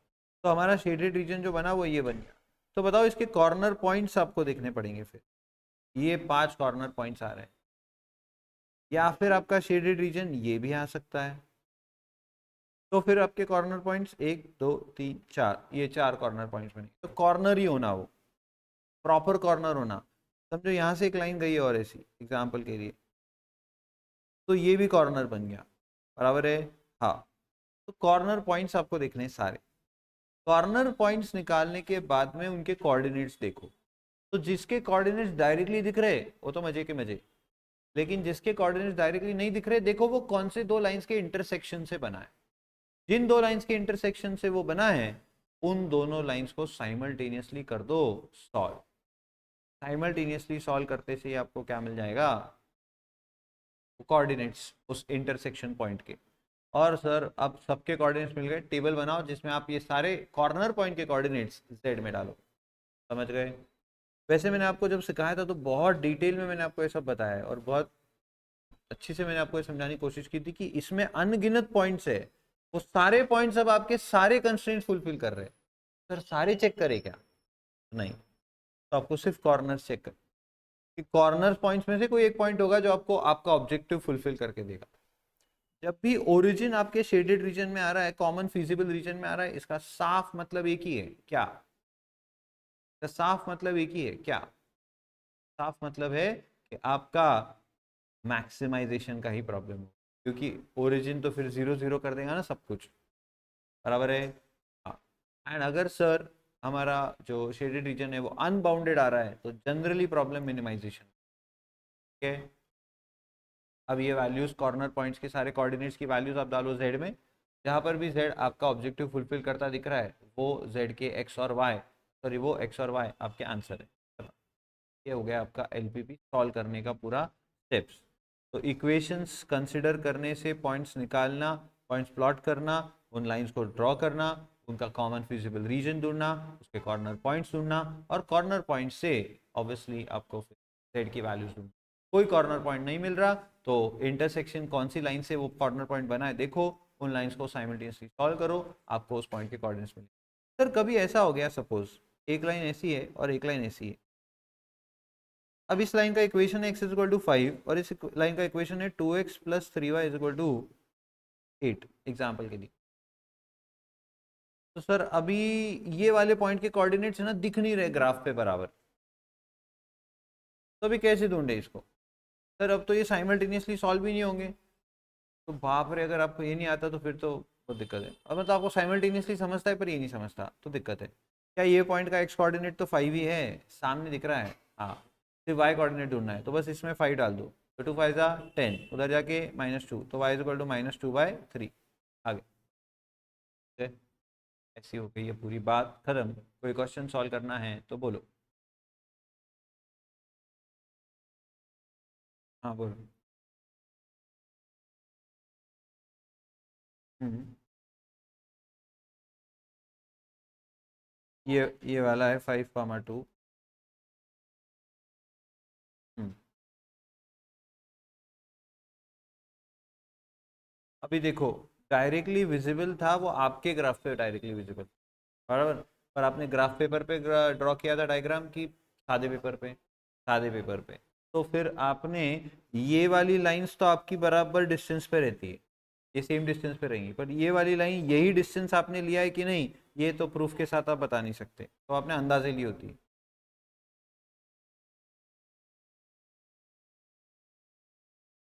है ना, वहां दिख रहा था, बट कहीं ना कहीं अपन ने ग्राफ पेपर यूज नहीं किया है ना, इसीलिए फिर वो ऐसा बोल रहे हैं कि आपको जब भी दो पॉइंट्स, दो लाइंस का इंटरसेक्टिंग पॉइंट आ रहा है और उसके आपको पॉइंट के कोऑर्डिनेट्स इतने क्लियरली नहीं दिख रहे या दिख भी रहे हैं तो भरोसा नहीं कर सकते उस पर, क्योंकि हो सकता है वो 5.12 था या 5.10 था, बट आपने वो 5 देख लिया, क्योंकि आपका डायग्राम भी पेंसिल की थिकनेस पे भी डिपेंड करता है, बहुत सारी बातें उसमें, तो इसीलिए फिर वो साइमल्टेनियसली सॉल्व करके निकाल लिया हुआ अच्छा रहता है।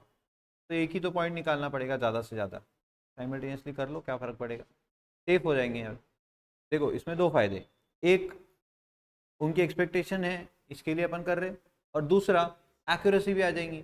हो सकता है अपन गलत हो सकता है अपना डायग्राम किधर के किधर हवा में उड़ रहा हो, लाइन्स आपकी कहीं के कहीं जा रही हो, तो साइमल्टेनियसली सॉल्व करके डायग्राम खत्म हो जाएगा, आपको सब एकदम एक्चुअल मिल जाएगा। पर सारे पॉइंट्स के लिए नहीं करना है, सबके लिए तो नहीं करना है, सबके लिए कुछ नहीं। देखो ना आपके सॉल्यूशन है ना इसमें, बताओ मेरे को। आ, ये देखो, ये the common shaded region is this, तो 0, ए, बी और सी, बताओ इन्होंने बी के लिए भी निकाला है क्या कुछ? कहाँ पे दिखाओ। नहीं, तो बिल्कुल नहीं करना है वैसा, सबके लिए तो बिल्कुल नहीं, सबके लिए तो कॉमन सेंस होगा कि गलत होगा वो। यानी देखो ये पॉइंट बहुत इजीली दिख रहा है, ये पॉइंट इजीली दिख रहा है, ये दिख रहा है, मैं सिर्फ इसकी बात कर रहा हूँ, इसको आप साइमल्टेनियसली सॉल्व करके निकालो, तब बिल्कुल नहीं निकालना। बेवकूफ़ है जो भी बोल रहे, समझ गए? सिर्फ ये पॉइंट साइमल्टेनियसली निकालना। अगर वो आपको ये बोल रहे तो वो आपका अच्छा नहीं चाहते, इसके लिए बोल रहे ताकि आपका टाइम वेस्ट हो जाए सारे साइमल्टेनियसली निकालने में, ये हो सकता है, तो आप समझदारी से काम लेना। हाँ, ये पॉइंट निकाल लो, वो भी अगर डायरेक्ट दिख रहा है तो मैं तो बोलूँ मारो चौका, कुछ नहीं होता, कुछ नहीं होता। जैसे यहाँ पे भी देखो डायरेक्ट दिख रहा है, लिख दिया है 3 4, और वही आंसर भी है एक्चुअली। करो अगर डायरेक्ट दिख रहा है तो, पर डायग्राम ड्रॉ करते वक्त नीट एंड क्लीन डायग्राम है तो, अगर आपने एकदम रफ डायग्राम ड्रॉ किया है तो साइमल्टेनियसली करो, इंटरसेक्टिंग पॉइंट के लिए, वो भी जो हवा में पॉइंट है, जो वर्टाइस जो आपके एक्स एक्सिस वाई एक्सिस पर है, उसके लिए तो कभी नहीं बोलूंगा मैं कि साइमल्टेनियसली करना है, समझ गए? That's it. और बोलो कोई एग्जांपल आप सॉल्व करना चाहते हो। अच्छा, ये एक मैं आपको इसमें बात बोलना चाहूँगा,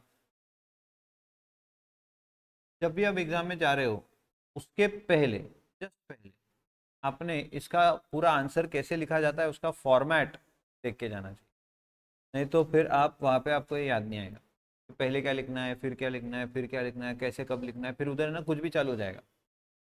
ठीक है, तो ये एकदम अच्छे से याद रखो, करो ऐसा काम कि एक पेपर पे, बहुत बार बोला मैंने आपको, एक एक पेपर पे लिखो कि मेरे को एग्जाम से पहले क्या क्या याद रखना है, क्योंकि टाइम पे सब बातें याद नहीं आएगी, तो लिख के रखना बहुत ज़रूरी है, जब जो याद आया तुरंत लिख लेने का। मुझे एग्जाम में जाने से पहले क्या देख के जाना है, ये फॉर्मेट कैसा है इसका लिखने का, तो टेबल्स और वो प्रॉपर सब बहुत ज़रूरी है। वैसे ही अगर आपको मैं बोलूँ तो आप रिग्रेशन एनालिसिस के टाइम पे भी ऐसा रिवीजन करके जाओ कि उसका आंसर लिखना कैसे, यानी किसमें जो आपको वो इक्वेशन दे देते हैं और फिर आपको उसका एनालिसिस करना है कि कौन सा इक्वेशन किसका है, और फिर वो आर ढूंढना है या फिर आपको एक्स बार वाई बार ढूंढना है, तो वो कैसे लिखते हैं, तो वो भी आपने एक बार जाते वक्त देख के जाना चाहिए। इसमें होगा ये कि आपको फिर वहाँ दिक्कत नहीं होगी, वहाँ दिमाग शांत रहेगा, तो फिर वो लिखते वक्त गड़बड़ हो गई तो खराब हो जाता है। That's it. और बोलो कोई सवाल? ये वो आपका chapter number 6। Then comes chapter number 7 and chapter number 7 खत्म।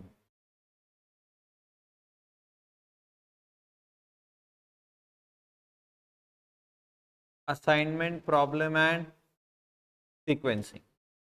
पहले बात करें असाइनमेंट प्रॉब्लम की, तो आपको इसमें हंगेरियन अल्गोरिदम यूज करना होता है to make assignments of people to places, places to places, या कुछ भी आपको बोल सकते हैं, जो भी, हमको उससे लेना देना नहीं है। जॉब, मशीन वशीन जो भी बोला है वो। सबसे बताओ पहली स्टेप क्या है? Check whether the problem is of minimisation और मैक्सिमाइजेशन। मैंने आपको चार्ट बुक में एकदम सिस्टमेटिकली ये सारी स्टेप्स लिख के दी। इवन मैंने आपको ये एलपीपी के भी देखो सारे स्टेप्स फॉर्मुलेट करते वक्त क्या करना है, सॉल्यूशन के लिए आपको स्टेप्स कैसे क्या लिखा है वो भी देख दिया। डायग्राम ड्रॉ करते वक्त कॉमन फिजिबल रीजन के लिए ओरिजिन चेक करो, ये टेबल यूज करो। ये टेबल आप फार्मूला बुक से भी रिवाइज करके जा सकते हो। आपने आखिरी 2 घंटे में फार्मूला बुक भी पूरी पढ़ ली ना तो भी सब याद आ जाएगा, ऐसा मेरे को लगता। बाकी आपकी इच्छा।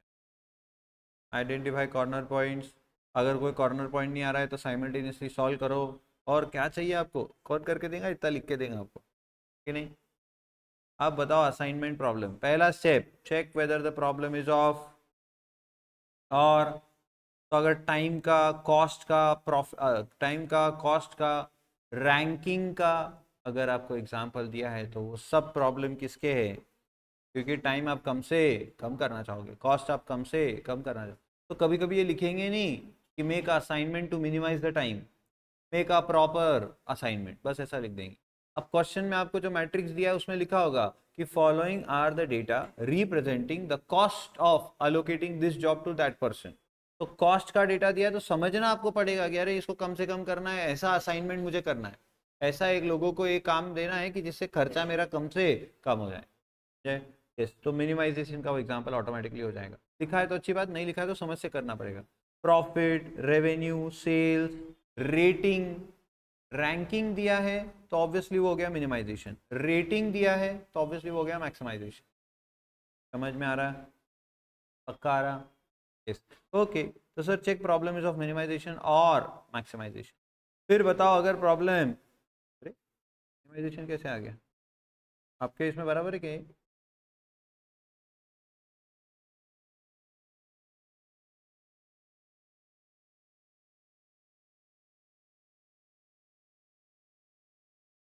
तो इसको सिर्फ मैक्स कर दो मीन की जगह, ठीक है, ठीक करवा दूंगा वो।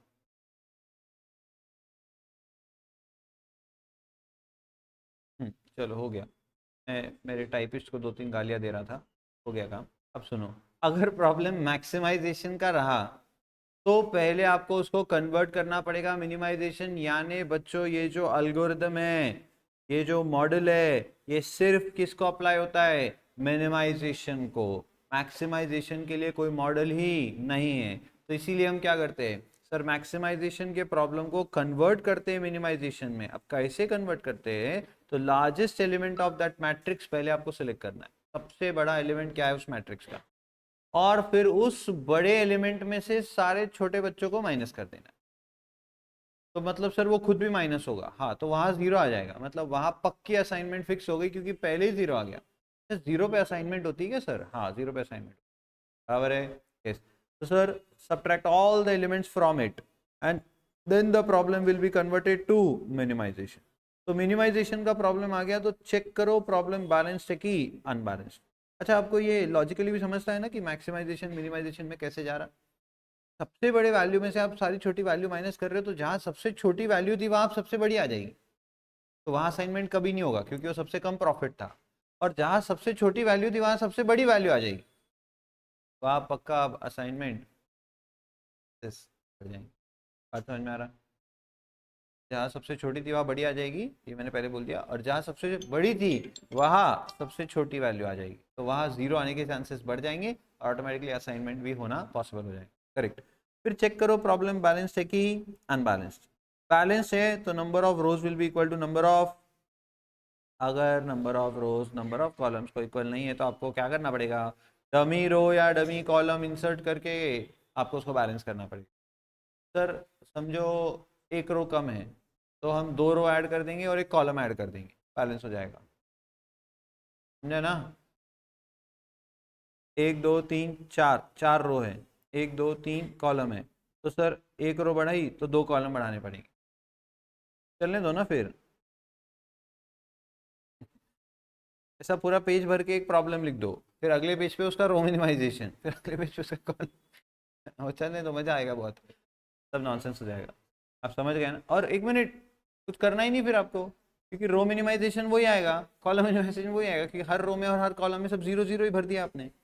सब नॉनसेंस बातें चल रही है, फिर से आ जाओ यार, डमी रो और डमी, क्योंकि ऐसा कुछ हुआ था शायद, मुझे याद आ रहा है सिखाते वक्त, इसलिए बात आ गई। तो क्या ऐसा रहा तो बैलेंस्ड है? हाँ, मतलब चलो स्टेप 3, और ऐसा है तो एक रो ऐड कर दो, उसको डमी रो कहेंगे, डमी रो के एलिमेंट्स क्या रहेंगे, सारे जीरो, फिर बन गया प्रॉब्लम बैलेंस्ड।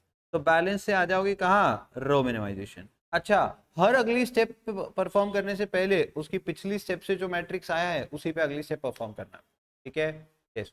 अब बैलेंस प्रॉब्लम आ गया हमारे हाथ में, तो उसको करेंगे अब हम रो मिनिमाइज। रो मिनिमाइज करने के लिए क्या करना है सर, हर रो के सबसे छोटे एलिमेंट को ढूंढना है और वो उस रो के सारे एलिमेंट्स में से माइनस कर, तो आपका रो मिनिमाइज हो जाएगा। तो जहां सबसे छोटा एलिमेंट रहेगा ना वहां जीरो आ जाएगा, और फिर यही सेम मैट्रिक्स पर आपको करना है कॉलम मिनिमाइजेशन। कॉलम मिनिमाइजेशन में हर कॉलम के सबसे छोटे एलिमेंट को ढूंढना है और वो हर एक कॉलम के उस हर एक एलिमेंट में से माइनस कर देना है, ये हो गया कॉलम मिनिमाइजेशन। दोनों होने के बाद आपको लाइन मारो टेस्ट करनी है। लाइन मारो टेस्ट में करते क्या है sir, minimum number of lines to cover maximum number of zeros, मतलब ऑल जीरोस, मैक्सिमम नहीं ऑल जीरोस। सर सिर्फ horizontal and vertical lines are only allowed, they should cover all zero, कम से कम लाइन में सारे जीरो कवर होने चाहिए। अगर आपने जबरदस्ती के ज़्यादा लाइन ड्रॉ कर दिए, खत्म। जबरदस्ती के ज़्यादा लाइन ड्रॉ कर दिए या जबरदस्ती के बहुत कम लाइन ड्रॉ कर दिए तो भी खत्म, समझ गए ना? आपको लाइंस एकदम प्रॉपर ड्रॉ करनी है, कम से कम लाइन में ज़्यादा से ज़्यादा जीरो। तो जो भी लाइन आपके ज़्यादा जीरो कवर कर रही है पहले वो लाइन ड्रॉ कर लेनी, फिर बाकी के जीरोस के लिए देखना है। जब भी किसी जीरो के लिए लाइन ड्रॉ करने जा रहे हो ये चेक करो कि क्या ऐसी लाइन के बजाय ऐसी लाइन निकालने से और एक जीरो कवर हो जा रहा है क्या, तो ऐसी लाइन बेहतर रहेगी, ऐसी नहीं रहेगी। ऐसी ऐसी म्हणजे वर्टिकल हॉरिजॉन्टल, दो ही लाइंस अवेलेबल है आपके पास। तो सर अगर number of lines not equal to order of matrix आ गया तो क्या करोगे, सॉल्यूशन इज नॉट ऑप्टिमल कहोगे। और अगर number of lines equal to order of matrix आ गया तो क्या कहोगे, सॉल्यूशन इज ऑप्टिमम। बराबर, इधर नॉट इक्वल टू किया क्या आपने, इधर इक्वल टू रह गया है, नॉट इक्वल टू का साइन उसको मिला नहीं होगा, तो आपने लाइंस ड्रॉ कर दी, जितनी लाइन मारनी थी मार ली, बराबर अथर्व? हाँ, उसके बाद आपको ये चेक करना है क्या number of lines number of rose and columns को बराबर इक्वल है या नहीं। अगर इक्वल है, अगर इक्वल है तो सॉल्यूशन हो गया ऑप्टिमल, आगे चले जाओ। बट अगर इक्वल नहीं है तो सॉल्यूशन हो गया नॉट ऑप्टिमल। अब उसको ऑप्टिमल बनाना पड़ेगा, जब तक सॉल्यूशन ऑप्टिमम नहीं बनता आगे जा नहीं सकते। तो ऑप्टिमम बनाने के लिए क्या करेंगे, select the smallest element from uncovered, सारे अनकवर्ड से सबसे छोटा एलिमेंट निकालो। अनकवर्ड म्हणजे जिसपे लाइन नहीं है, जो बिना लाइन के दिख रहा है आपको, ठीक है? उसमें से सबसे छोटा एलिमेंट कौन सा है, फिर उस सबसे छोटे एलिमेंट को सारे अनकवर्ड में से माइनस कर दो, उनको इंटरसेक्शन, उस नंबर को इंटरसेक्शंस पे ऐड कर दो, और जो कवर्ड एलिमेंट्स है, सिर्फ कवर्ड है, इंटरसेक्शन नहीं है, सिर्फ कवर्ड है, वो सेम रहेंगे। तो covered elements will remain same, and then again perform the line मारो test and repeat till we get optimum solution. तो ये घूमते रहेगा ऐसा, कब तक, जब तक यहाँ से ऐसा नहीं निकल जाता है, समझ रहे हो क्या? यस। तो ये चलते रहेगा, वापस से लाइन मारी, कम से कम लाइन मारी, ज़्यादा से ज़्यादा जीरो कवर करिए, पर फिर भी line number of lines number of rose and columns को इक्वल नहीं आई, फिर से ऑप्टिमैलिटी टेस्ट, फिर से ऑप्टिमैलिटी टेस्ट, फिर से ऑप्टिमैलिटी टेस्ट, एंड फाइनली कभी ना कभी तो ऐसा होगा ही होगा कि आपको ये ऑप्टिमम सॉल्यूशन मिल जाएगा। Number of lines, number of rose and columns को इक्वल आ जाएगी। तकदीर का खेल है। लाइन ऐसे की जगह ऐसी करोगे, दूसरी स्टेप में ऑप्टिमैलिटी हो जाएगी, हो सकता है तीसरे में हो जाएगी।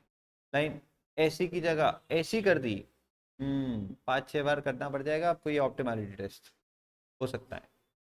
क्वेश्चन पे डिपेंड करता है। अब ये क्वेश्चन बनाते वक्त तो बराबर देंगे आपको कि जब कम में काम हो, लेकिन आपके तकदीर भी कैसे है तो भी डिपेंड करता है। अगर लाइन आपने थोड़ा भी इधर उधर कर दिया, मतलब वो आपको पता भी नहीं और पहले से कि कैसा लाइन लेने से क्या होगा, तो सब लक का काम है। आप लाइंस बस बराबर मारो, और ज़बरदस्ती की ज़्यादा लाइंस गलत हो जाएगा, तो आपने ध्यान रखना है। बाकी मैंने समझाया हुआ है। तो इसके बाद जैसे ही ऑप्टिमम सॉल्यूशन मिलेगा आप असाइनमेंट शुरू करोगे। हर गली में जाओगे, जहाँ मिला कोई सिंगल लगा उसको असाइनमेंट, बराबर है कि नहीं? हाँ। तो हर एक रो में आपको जाके चेक करना है, बेसिकली ये बोल रहा था मैं। हर रो में जाना है, सिंगल जीरो मिला बॉक्स, उस कॉलम के सारे जीरो तुरंत कट। ऐसा करते करते सारी रो करना है। सर असाइनमेंट हो गई सारी तो बढ़िया, नहीं हुई तो कॉलम से चालू करो।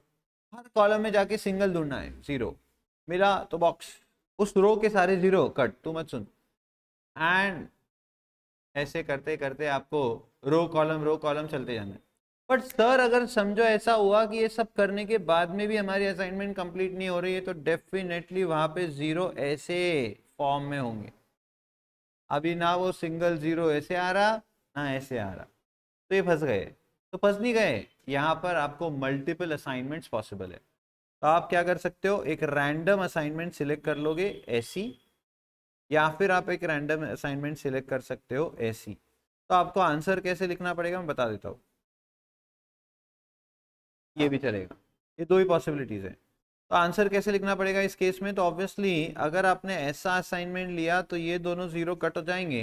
तो आप लिख दोगे पहले इसके हिसाब से पूरा आपका असाइनमेंट शेड्यूल, टोटल मिनिमम या मैक्सिमम जो भी होगा वो निकाल दोगे, और फिर नीचे लिखोगे one alternative solution is also possible, जिसमें आप ये वाली असाइनमेंट का सॉल्यूशन लिखोगे। मतलब सिर्फ वहाँ पे लिख दोगे कि ये इसको, ये इसको, ये इसको, ये इसको, ये इसको, जिसमें ये दोनों बदले होंगे सिर्फ, बाकी सब सेम रहेंगे। याद आ गया? तो इसमें मल्टीपल असाइनमेंट्स पॉसिबल रहेंगे और आपका सारा असाइनमेंट का काम खत्म। ठीक है, चलो आगे। असाइनमेंट शेड्यूल बनाना है फिर आपको। अच्छा, डेटा कहाँ से उठाओगे? ओरिजिनल क्वेश्चन में जो मैट्रिक्स दिया वहां से। आपके कोई भी मैट्रिक्स में तो डालेना डेटा, ओरिजिनल क्वेश्चन में जो डेटा है वहां से आप फिर वो असाइनमेंट की वैल्यूज निकालोगे, वो लिखोगे, ऐड करोगे, टोटल मिनिमम या टोटल मैक्सिमम आपको मिल जाएगा। चेपा पक्का? चलो आगे।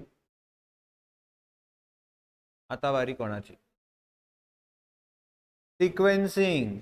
पहले बताओ असाइनमेंट याद है क्या? अच्छा एक एग्जांपल सॉल्व करके दूँ, किस टाइप से याद है अच्छे से? असाइनमेंट जमता है ना बराबर? बोलो जल्दी, एग्जांपल नहीं चाहिए ना? चलो फिर सीक्वेंसिंग। क्या बोली? चाहिए कि नहीं बोली? सच्ची बोलो, अरे मजाक नहीं कर रहा हूँ। चाहिए तो बोलो, कर दूंगा मैं। टाइम, टाइम ज़्यादा हो जाएगा। नहीं नहीं नहीं, अपन डायरेक्ट एक ही मैट्रिक्स पे सारी स्टेप्स कर देंगे, अपन पूरा लिखेंगे नहीं अपन स्टेप वाइज। करो एक एग्जाम्पल। तो एक एग्जाम्पल की रिक्वेस्ट आई है, बोलो कौन सा क्वेश्चन करें? मैक्सिमाइजेशन का करूँ, मिनिमाइजेशन का करूँ? मैक्सिमाइजेशन ढूंढो, क्वेश्चन बताओ कहाँ लिखा है, कौन सा करना आप बोलो, जो आप बोलोगे वही कर देंगे।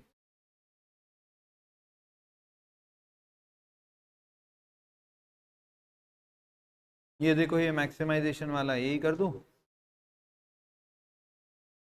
इसमें मल्टीपल असाइनमेंट्स भी है शायद, कर दूं ये वाला? चलो।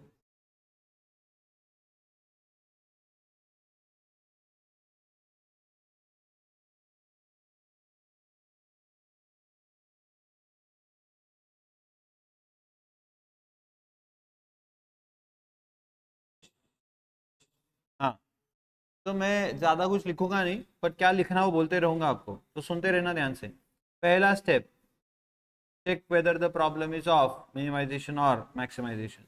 तो यहाँ मैंने क्वेश्चन पढ़ा नहीं, अब पढ़ लेता हूँ.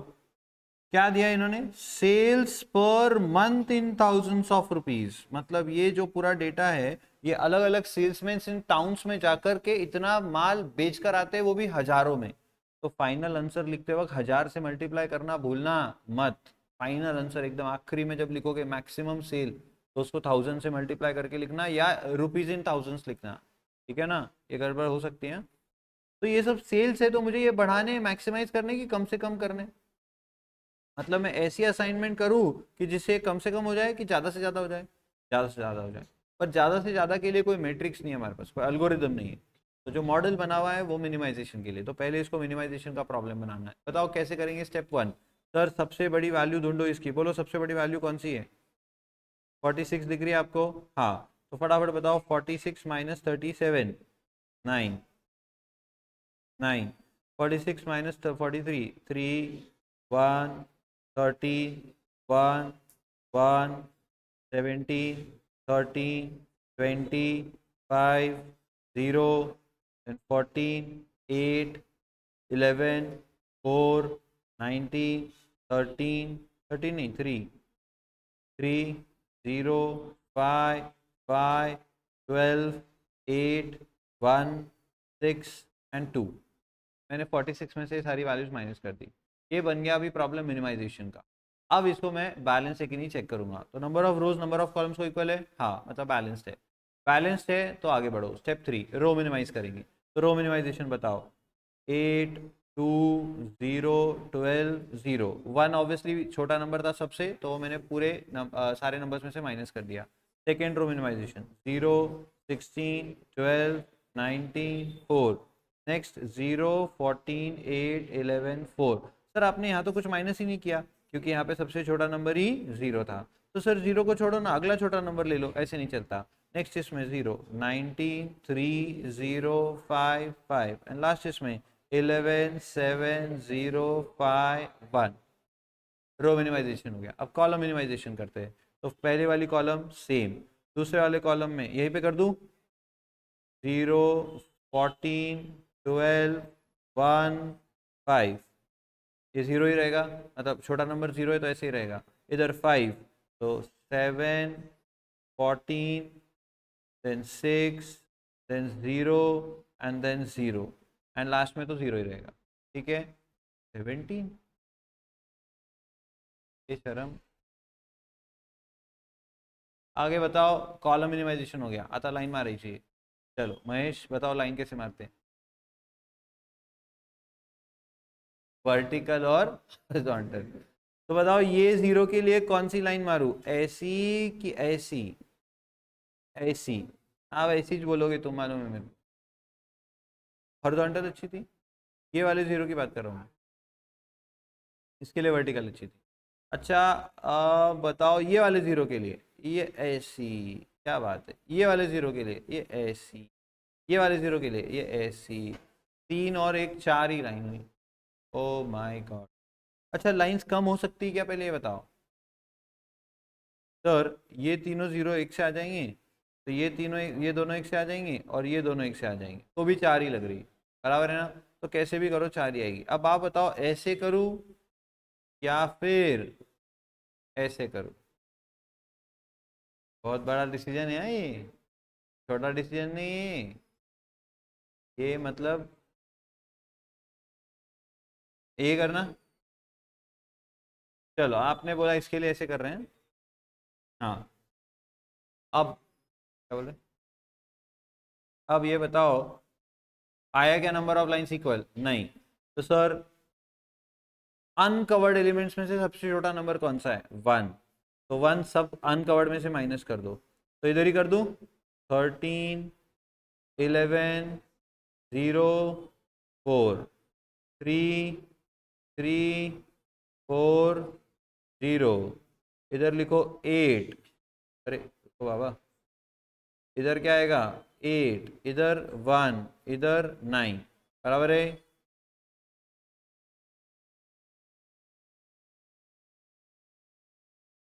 ये हो गया मेरा step number 6 perform. Smallest element from the uncovered add it at intersection, subtract it from uncovered, covered elements will remain same. फिर से लाइन मारो, बोलो इसके लिए कौन सी लाइन अच्छी, ये वाले जीरो के लिए ये वाले जीरो के लिए ये वाले जीरो के लिए ये वाले जीरो के लिए ये। ओ माय गॉड, 3 माइनस करना है, 10 9 11 0 0 3 5 8 12 22 and 14 और our intersections। फिर से स्टेप 6 परफॉर्म हो गया। अभी फिर से लाइन मारो, इसके लिए ये लाइन, इसके लिए ये लाइन, इसके लिए ये लाइन, इसके लिए ये लाइन, तो इसके लिए ये लाइन। बधाई हो, 5 आ गई। चेक कर लो, लेकिन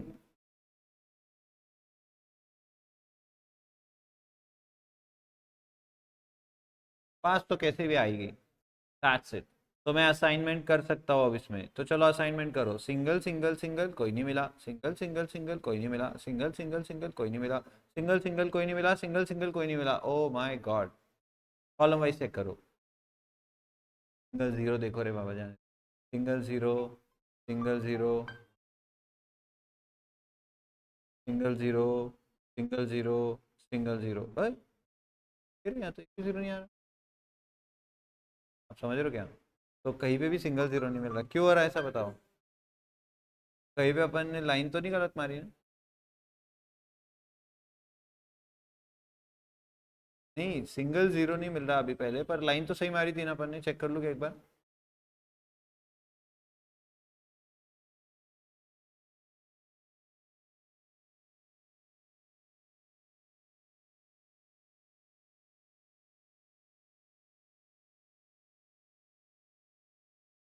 ठीक है, लाइंस तो अपनी गलत नहीं है, बराबर 5 अपने को लाइंस मिलती है। तो आइए फिर यहाँ पे मल्टीपल असाइनमेंट्स पॉसिबल है, अब करना ही पड़ेगा, कुछ नहीं ऑप्शन मेरे पास। तो मैं क्या कर रहा हूँ, ध्यान से देखना आप। अगर मैं इसे एक असाइनमेंट कर देता हूँ तो ये जीरो कट होगा, ये जीरो कट होगा, तो इसे असाइनमेंट आ जाएगा। रैंडम किया मैंने ये। फिर इससे अगर मैं असाइन कर देता हूँ तो ये ज़ीरो कट हो जाएगा, ये ज़ीरो कट हो जाएगा, फिर ये ज़ीरो भी कट हो जाएगा। इसे असाइन कर देंगे, ये ज़ीरो कट, और ये एक असाइनमेंट है, और इन्हीं के विपरीत भी एक और एक हो जाएगा। ठीक है ना? अभी मैं क्या करता हूँ, यही असाइनमेंट के हिसाब से वैल्यू निकालता हूँ, जो आप पीछे चेक करो। अच्छा, असाइनमेंट चेक करो आप पहले। S1 T2, S2 T1, S3 T5, S4 T3, S5 T4। Values बताओ। T2 43, T1 45, T5 35, नहीं 42, T3 46 एंड T4 40। 216।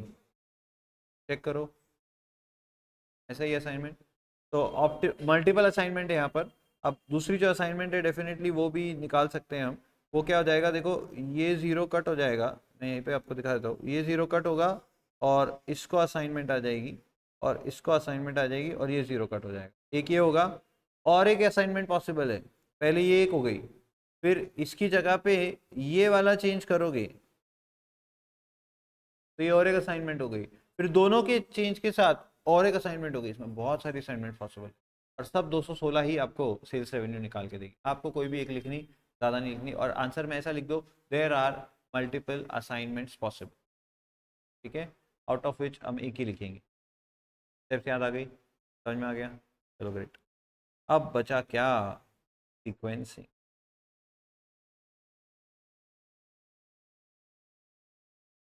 अच्छा, सीक्वेंसिंग याद है क्या आपको? बहुत इजी है। दो मशीन, तीन मशीन। पहले बताओ, दो मशीन कैसे सीक्वेंस डिसाइड करते हैं? सर बताओ अनुष्का, कैसे करते हैं सीक्वेंस?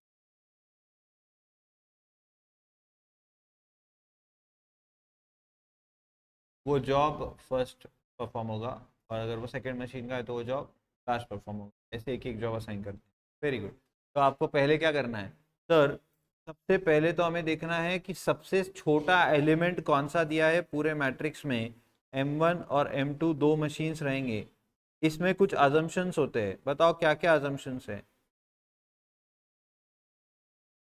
कि कोई भी जॉब पहले M1 में जाएगा फिर M2 में जाएगा, ये अजम्पशन होता है। M2 से M1 में कोई जॉब आ नहीं सकता। दूसरा अजम्पशन है दोनों मशीन चालू एक साथ, बंद भी एक साथ। चालू भी एक ही बटन से होगी, बंद भी एक ही बटन से होगी, दूसरा कोई ऑप्शन नहीं है।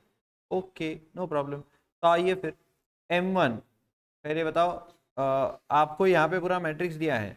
अगर समझो स्मॉलेस्ट एलिमेंट आपका आ गया पहली वाली मशीन के लिए, स्मॉलेस्ट नंबर पहली वाली मशीन के लिए आया, तो वो जॉब कहाँ परफॉर्म होगा, सबसे फर्स्ट। लेकिन वही अगर दूसरी वाली मशीन के लिए स्मॉलेस्ट एलिमेंट आ गया तो वो जॉब परफॉर्म होगा सबसे लास्ट। फिर ये जॉब की प्लेसमेंट हो गई तो ये कट हो जाएगा। फिर बचे हुए मैट्रिक्स में देखोगे सबसे छोटा एलिमेंट क्या है। वो अगर पहली मशीन के लिए है तो वो जॉब स्टार्ट में, वो अगर दूसरी मशीन के लिए है तो वो जॉब लास्ट में। बट जो जगह ऑक्यूपाई हो गई अब वो किसी को नहीं दे सकते आप, तो उसके अंदर की जगह आपको भरते जानी है। ऐसे आपका पूरा सीक्वेंस रेडी होगा। बाकी मैं पूरा डिटेल में थोड़ी अभी सिखा रहा हूँ आपको, सीखे हुए हो, सिर्फ याद दिला रहा हूँ। तो याद तो आ रहा है सर। अभी ऐसा हो गया समझो, इधर भी 3 है, इधर भी 3 है, और यही स्मॉलेस्ट एलिमेंट है, यही स्मॉलेस्ट एलिमेंट है। तो आप जहाँ चाहो वहाँ लिख दो, जहाँ चाहे वहाँ रहा है तो जहाँ चाहो वहाँ लिख दो। आप लिखना चाहते हो उसको स्टार्ट में तो स्टार्ट में लिख दो। समझो स्टार्ट में ऑलरेडी डी और सी आ चुका है और एंड में समझो एफ आ चुका है। एग्जाम्पल के लिए सब 1 1 1 और 2 2 2 था, और अब 3 3 का ये सेम आया है, स्मॉलेस्ट एलिमेंट 3 3 सेम आया है, या बड़ा ले लो 8 8 सेम आया है। तो अब ए को आप चाहो तो इधर लिखो, या ए को चाहो तो आप लास्ट में लिखो, आपको जो अच्छा लगे। इसमें भी मल्टीपल सीक्वेंस पॉसिबल हो गई। अच्छा सर, ऐसा ना हो कि 8 8 ऐसा आ गया, तो अब जिसके लिए ये पहली मशीन के लिए वो आगे, जिसके लिए दूसरी मशीन के लिए वो लास्ट में। इसमें तो कोई दिक्कत ही नहीं है। पहले इसको सेट कर दो, फिर अगला छोटा नंबर 8 ही रहेगा, तो फिर इसको सेट करेंगे तो वो सेकेंड मशीन के लिए है तो वो लास्ट में चल जाएगा। याद आ रहा है। और सर समझो अगर कभी ऐसा आ गया 8 8 ऐसा आ गया, तो अच्छा एक और एक 8 आ गया सर, ये भी आया है समझो, तो इसको तो डाल दो आप सबसे पहले हमेशा। अब इन दोनों में से सर क्या करना, तो फिर से रैंडम। तो आप चाहो तो ई को पहले ले लो, बी को बाद में ले लो, बराबर। या आप चाहो तो पहले बी को और फिर ई को, जैसे आपको ठीक लगे। ठीक है सर। इसके ऊपर वाला नंबर देख लेना क्या, कि ऊपर नंबर बड़ा है कि छोटा है, वो भी कर सकते हो आप। अगर इसके ऊपर नंबर छोटा लिखा है इसके मुकाबले, तो पहले ये वाला आगे डाल दो और ये वाला बाद में डाल दो, वो भी चलेगा। पर उससे फ़र्क नहीं पड़ता कुछ, दोनों असाइनमेंट दोनों सीक्वेंस वो सेम ही रहते हैं। एक बार सीक्वेंस बना के फिर आपको बनाना है क्या, वर्क टेबल। तो एकदम बेसिक अगर बोलूँ ना मैं, जब भी टाई का केस आएगा वो रैंडमली ही अरेंज हो रहा है, उसमें कोई लॉजिक नहीं है, उसमें कोई फॉर्मूला या कोई कॉन्सेप्ट नहीं, कुछ सोचना नहीं है। मतलब 8 8 ऐसा आ गया, या इधर 8 इधर 8 आ गया, या फिर 8 8 एक ही मशीन को दो जगह सेम आ गया। इसमें क्या करोगे, कहीं पे भी लिख दो। इसमें क्या कर रहे हो सर, ये तो पहले आ रहा है और ये बाद में, तो यहाँ तो कोई टाई है ही नहीं एक्चुअली। पहले इसको कर रहे हो तो ये अगला छोटा बचेगा, और पहले इसको कर रहे हो तो वो अगला छोटा बचेगा, और दोनों अलग अलग जॉब के लिए है तो कोई टेंशन ही नहीं है। हाँ, अगर एक ही मशीन के लिए दोनों आ गए तो फिर भी रैंडमली करना है। आप पहले इसको लिख दो फिर इसको लिखो, या पहले इसको लिखो फिर इसको लिखो, जैसे आपकी ठीक। तो सब कुछ रैंडमली ही हो रहा है यहाँ पर, कोई लॉजिक नहीं है यहाँ पर, समझ गए। अब सर वर्क टेबल कैसे बनता है, तो एक बार सीक्वेंस आपका रेडी हुआ तो वर्क टेबल का फॉर्मेट बनाओगे। पहले आएगी आपकी जॉब सीक्वेंस, जो भी सीक्वेंस आपने ढूंढी वो सीक्वेंस ही यहाँ लिखना। फिर आएगा आपका machine M1 machine M2, time in time out, time in time out, an idle time of M2। अब सर टाइम इन 0 से स्टार्ट होगा, ये वाले जॉब को M1 कितना टाइम लेता है ऐड करो लिख दो, वही यहाँ पर आ जाएगा। फिर ये वाले जॉब को M1 कितना टाइम लेता है ऐड करो लिख दो, और फिर वही वाला टाइम यहाँ पे टाइम इन हो जाएगा। ऐसे टाइम इन ऐड करो time out, time in add करो time out, time in add करो टाइम आउट। तो आपको ओरिजिनल क्वेश्चन में देखते रहना पड़ेगा कि कितना टाइम M1 मशीन इन पर्टिकुलर जॉब्स को लेती है, जो सीक्वेंस आपने यहाँ लिखा है उसके हिसाब से। पहले M1 का पूरा काम कर दो, ऐसे ही हमने सीखा है करते वक्त। और फिर सर इसका टाइम आउट उसका टाइम इन, तो इतने घंटे तो यहाँ पर ये कंपलसरी आइडियल रहने वाला है। तो M2 मशीन स्टार्ट में तो आइडियल रहने ही वाला है, जितना टाइम M1 लेने वाला है उतने टाइम के लिए। अब वो कितना टाइम लेता है ये जॉब करने के लिए, वो देखो, ऐड करो, उसका टाइम आउट आएगा, फिर इसका टाइम आउट और इसका टाइम आउट, दोनों के टाइम आउट में से जो भी बाद में रहे, क्योंकि सर ये हम फ्री हुए, दिख रहा है ना बराबर, ये हम फ्री हुए और ये उसने काम भेजा, तो सर हम पहले फ्री हो गए, काम बाद में आया, तो ऑब्वियसली हम जब काम आया तब चालू करेंगे।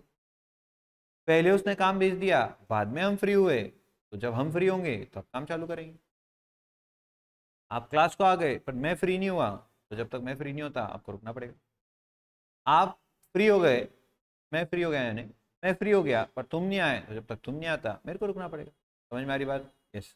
तो सेम वैसे ही चलेगा इधर। अब एक और एक खास बात, क्या आइडल टाइम M2 का कब आएगा? तो सर जब हम फ्री जल्दी हो गए और काम बाद में आया, यानी जब आप ये टाइम यहाँ लिखोगे तब आइडल टाइम आएगा। कैसे? This minus this. समझा? बाकी ये सब याद रखने की चीज़ें नहीं है, ऐसा ये इधर उधर ऐसा आएगा वैसा आएगा, लॉजिक है, एकदम बेसिक है। ठीक है, टाइम इन टाइम आउट। अच्छा ये तो हो गया आइडियल टाइम ऑफ M2, तो डायरेक्ट मिल जाएगा इस कॉलम की टोटल। बट M1 का आइडियल टाइम, सर यहाँ जो टोटल आएगी उसमें से आप बस ये टोटल माइनस कर दो, आपको आइडियल टाइम ऑफ M2 मिल जाएगा। That's it. सॉरी M1 मिल जाएगा, आइडियल टाइम ऑफ M1। इसकी टोटल में से इसकी टोटल माइनस करो, आपको मतलब वो माइनस करो, ये नंबर में से वो नंबर माइनस करो, ऐसा बोल रहा हूँ मैं, तो आपको मिल जाएगा M1 का आइडियल टाइम। याद आ रहा है? नहीं आ रहा है क्या? पक्का? हाँ। एंड M2 का आइडियल टाइम तो इसकी टोटल। ये हो गया 2 मशीन प्रॉब्लम। अभी 3 मशीन प्रॉब्लम का क्या करें? तो इसमें बच्चों कुछ है नहीं, कोई सिस्टम नहीं, कोई एल्गोरिदम नहीं है, तो इसको पहले 2 मशीन प्रॉब्लम में कन्वर्ट करना पड़ता है।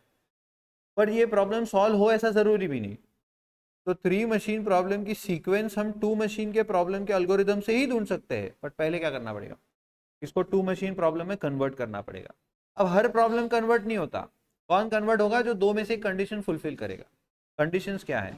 मिनिमम ऑफ फर्स्ट मशीन और minimum of third machine should be greater than or equal to maximum of P machine. म्हणजे सर पहले मशीन और तीसरे मशीन दोनों में से कोई तो एक, दोनों के लिए नहीं बोल रहे, दोनों में से कोई तो एक, बीच वाली जो मशीन है सेकंड मशीन, ये मैक्सिमम टाइम से इनका मिनिमम टाइम ज्यादा या इक्वल आना चाहिए। किसी एक भी मशीन का हो गया पहले या तीसरे में से, पहले या तीसरे में से किसी एक का भी अगर बी वाली मशीन के टाइम से मैक्सिमम टाइम से बड़ा टाइम आ गया या इक्वल आ गया, आपका काम हो गया। अब 3 प्रॉब्लम को 2 प्रॉब्लम में कन्वर्ट कर, तो सर हम पहले मिनिमम ऑफ ए निकाल लेंगे, मिनिमम ऑफ सी निकाल लेंगे, फिर मैक्सिमम ऑफ बी निकाल लेंगे। अब देखेंगे कि मिनिमम ऑफ ए या मिनिमम ऑफ सी दोनों में से कोई तो एक मैक्सिमम ऑफ बी से बड़ा या उससे इक्वल है या नहीं। जनरली वो रहेगा ही। फिर 3 मशीन प्रॉब्लम को 2 मशीन में कन्वर्ट करोगे कैसे? सर इन दोनों को ऐड करके आएगी ये वाली मशीन और इन दोनों को ऐड करके आएगी ये वाली मशीन, जो आपको लेट करना है। तो ए बी और सी 3 मशीन दिए है, तो आप करोगे let G B A plus B and let machine H B P plus C. समझा?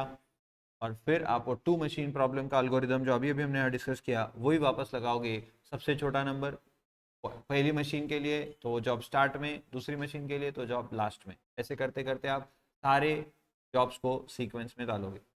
जॉब सीक्वेंस बन जाने के बाद फिर से ये प्रॉब्लम 3 मशीन का, 3 मशीन का होते से ये प्रॉब्लम वापस से आपको वर्क टेबल 3 मशीन का बनाना है। तो सर वर्क टेबल 3 मशीन का बनेगा वैसे ही M1 into in and out, M2 in and out, M3 in and out, idol time of M3। 0 से चालू करेगा, इसका तो पहले ही लिख दो, फिर यहाँ से काम वहाँ जाएगा, तो इतनी देर के लिए तो ये आइडल हो ही गया। बट ये लिखते नहीं कहीं हम, इसका आइडल टाइम एकदम इजीली ढूंढ सकते हैं हम, अलग से बता दूंगा वो। फिर इसका इस जॉब को कितना टाइम लगता है ऐड करो, वापस टाइम आउट, फिर इसका टाइम इन, पर यहाँ से काम कब आया और तू फ्री कब हुआ? फ्री बहुत पहले हो गया था, काम बहुत लेट आया, बैठे रहे। बट काम जब आएगा तभी काम शुरू होगा, या तू फ्री हो गया अभी और काम पहले से आके पड़ा है तो काम शुरू कर दे। ये बेसिक लॉजिक आपको याद रखना। ऐसे पूरा टेबल बनेगा। अब आइडल टाइम्स कैसे निकलेंगे? तो सर M1 का आइडल टाइम लिखेगा M3 के दिस टोटल माइनस M1 की टोटल, और M2 का आइडल टाइम कैसे निकलेगा, दिस माइनस सर उसके जो क्वेश्चन में सारे टाइम दिए होंगे सारे जॉब्स के, वो सबको ऐड करना है और वो इसमें से माइनस कर दे। इसमें से M3 के फाइनल टाइम में से, M3 के फाइनल टाइम में से, M3 का फाइनल टाइम मतलब क्या, तब सारे जॉब्स खत्म हो गए, सारा काम हो चुका है, घर जाना है ऐसा। तो M3 का फाइनल टाइम में से आपको M2 जॉब के सारे टाइम्स जो क्वेश्चन में दिए हैं उनकी एडिशन M3 के फाइनल टाइम में से लेस कर, आपको मिल जाएगा आइडल टाइम ऑफ M2। ये फॉर्मूला याद रहेगा पक्का। एंड आपका बन गया वर्क टेबल ऑफ 3 मशीन, और ये हो गया आपका सीक्वेंसिंग भी खत्म। क्या कोई क्वेश्चन? एक्टिविटी का fourth,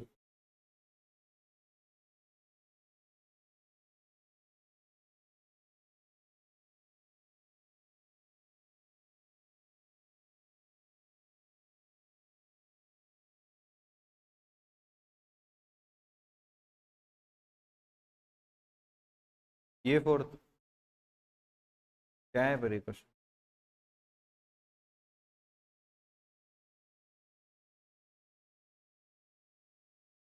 given below the cost, अच्छा इधर है क्या उसका, given below the cost in hundreds of rupees of assigning 3 operators to 3 different machines.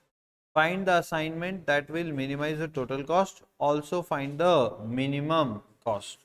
Okay. 3 operator 3 machine 100 rupees में कॉस्ट दिया हुआ है, आपको असाइनमेंट ढूंढना है जिससे मिनिमाइज हो टोटल कॉस्ट और वो मिनिमम कॉस्ट भी ढूंढना है, वो तो वैसे भी ढूंढते ही है। ओह, where I stands for number of row and J stands for number of column, तो बता दिया उन्होंने। I मतलब क्या है, रो का नंबर, J मतलब क्या है, कॉलम का नंबर। बताओ ये रो नंबर क्या है 1, ये रो नंबर क्या है 2, ये रो नंबर क्या है 3, ये कॉलम नंबर क्या है 1, ये कॉलम नंबर क्या है 2, ये कॉलम नंबर क्या है 3।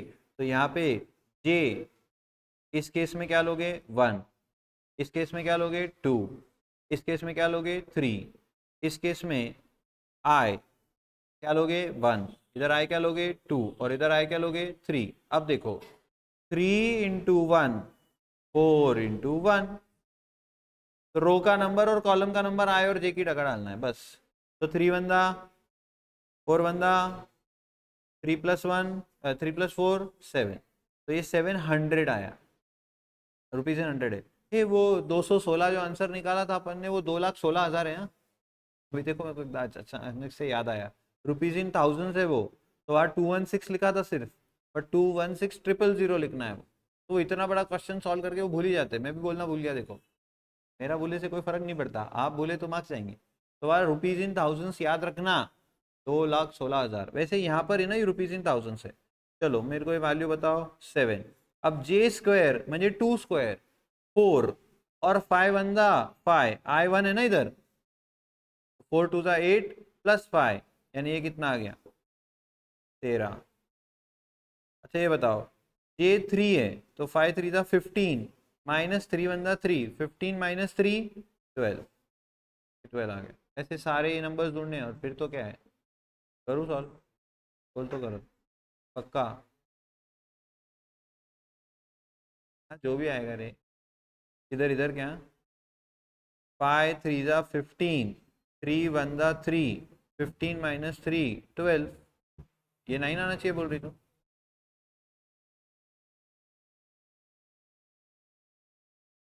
ये वाला ये चेक कर देना, 2 स्क्वायर 4 4 टू ज़ा सॉरी 2 स्क्वायर 4 4 टू ज़ा 8 8 प्लस 5 13 बराबर है। तो स्क्वायर नहीं गया, 2 टू ज़ा 4 प्लस 5 9, ये आया क्या? और बोलो कोई डाउट? असाइनमेंट और सीक्वेंसिंग आखिरी मौका है, के बाद मौका मिलेगा। एग्जाम के दिन तक भी आप कुछ भी पूछ सकते हो, एग्जाम के बाद भी पूछ सकते हो। लाइफ टाइम मेंबरशिप दिया आपको हमने, 12th का, 12th का, 12th कभी भी आके आप कुछ भी पूछो बता दें, बराबर है। हो गया लास्ट चैप्टर।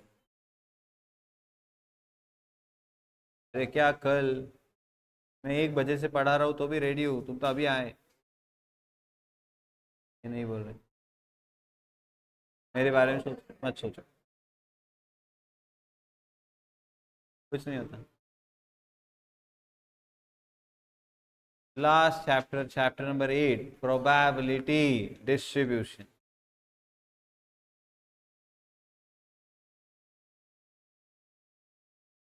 नहीं करना है?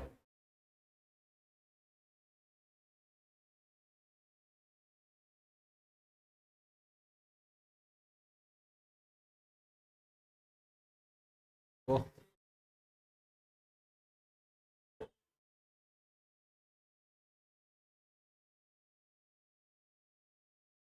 लेते हैं ना, काम खत्म होता है रे। तुमको समझेगा कुछ नहीं, क्या फायदा मेरा इतना बोलने का।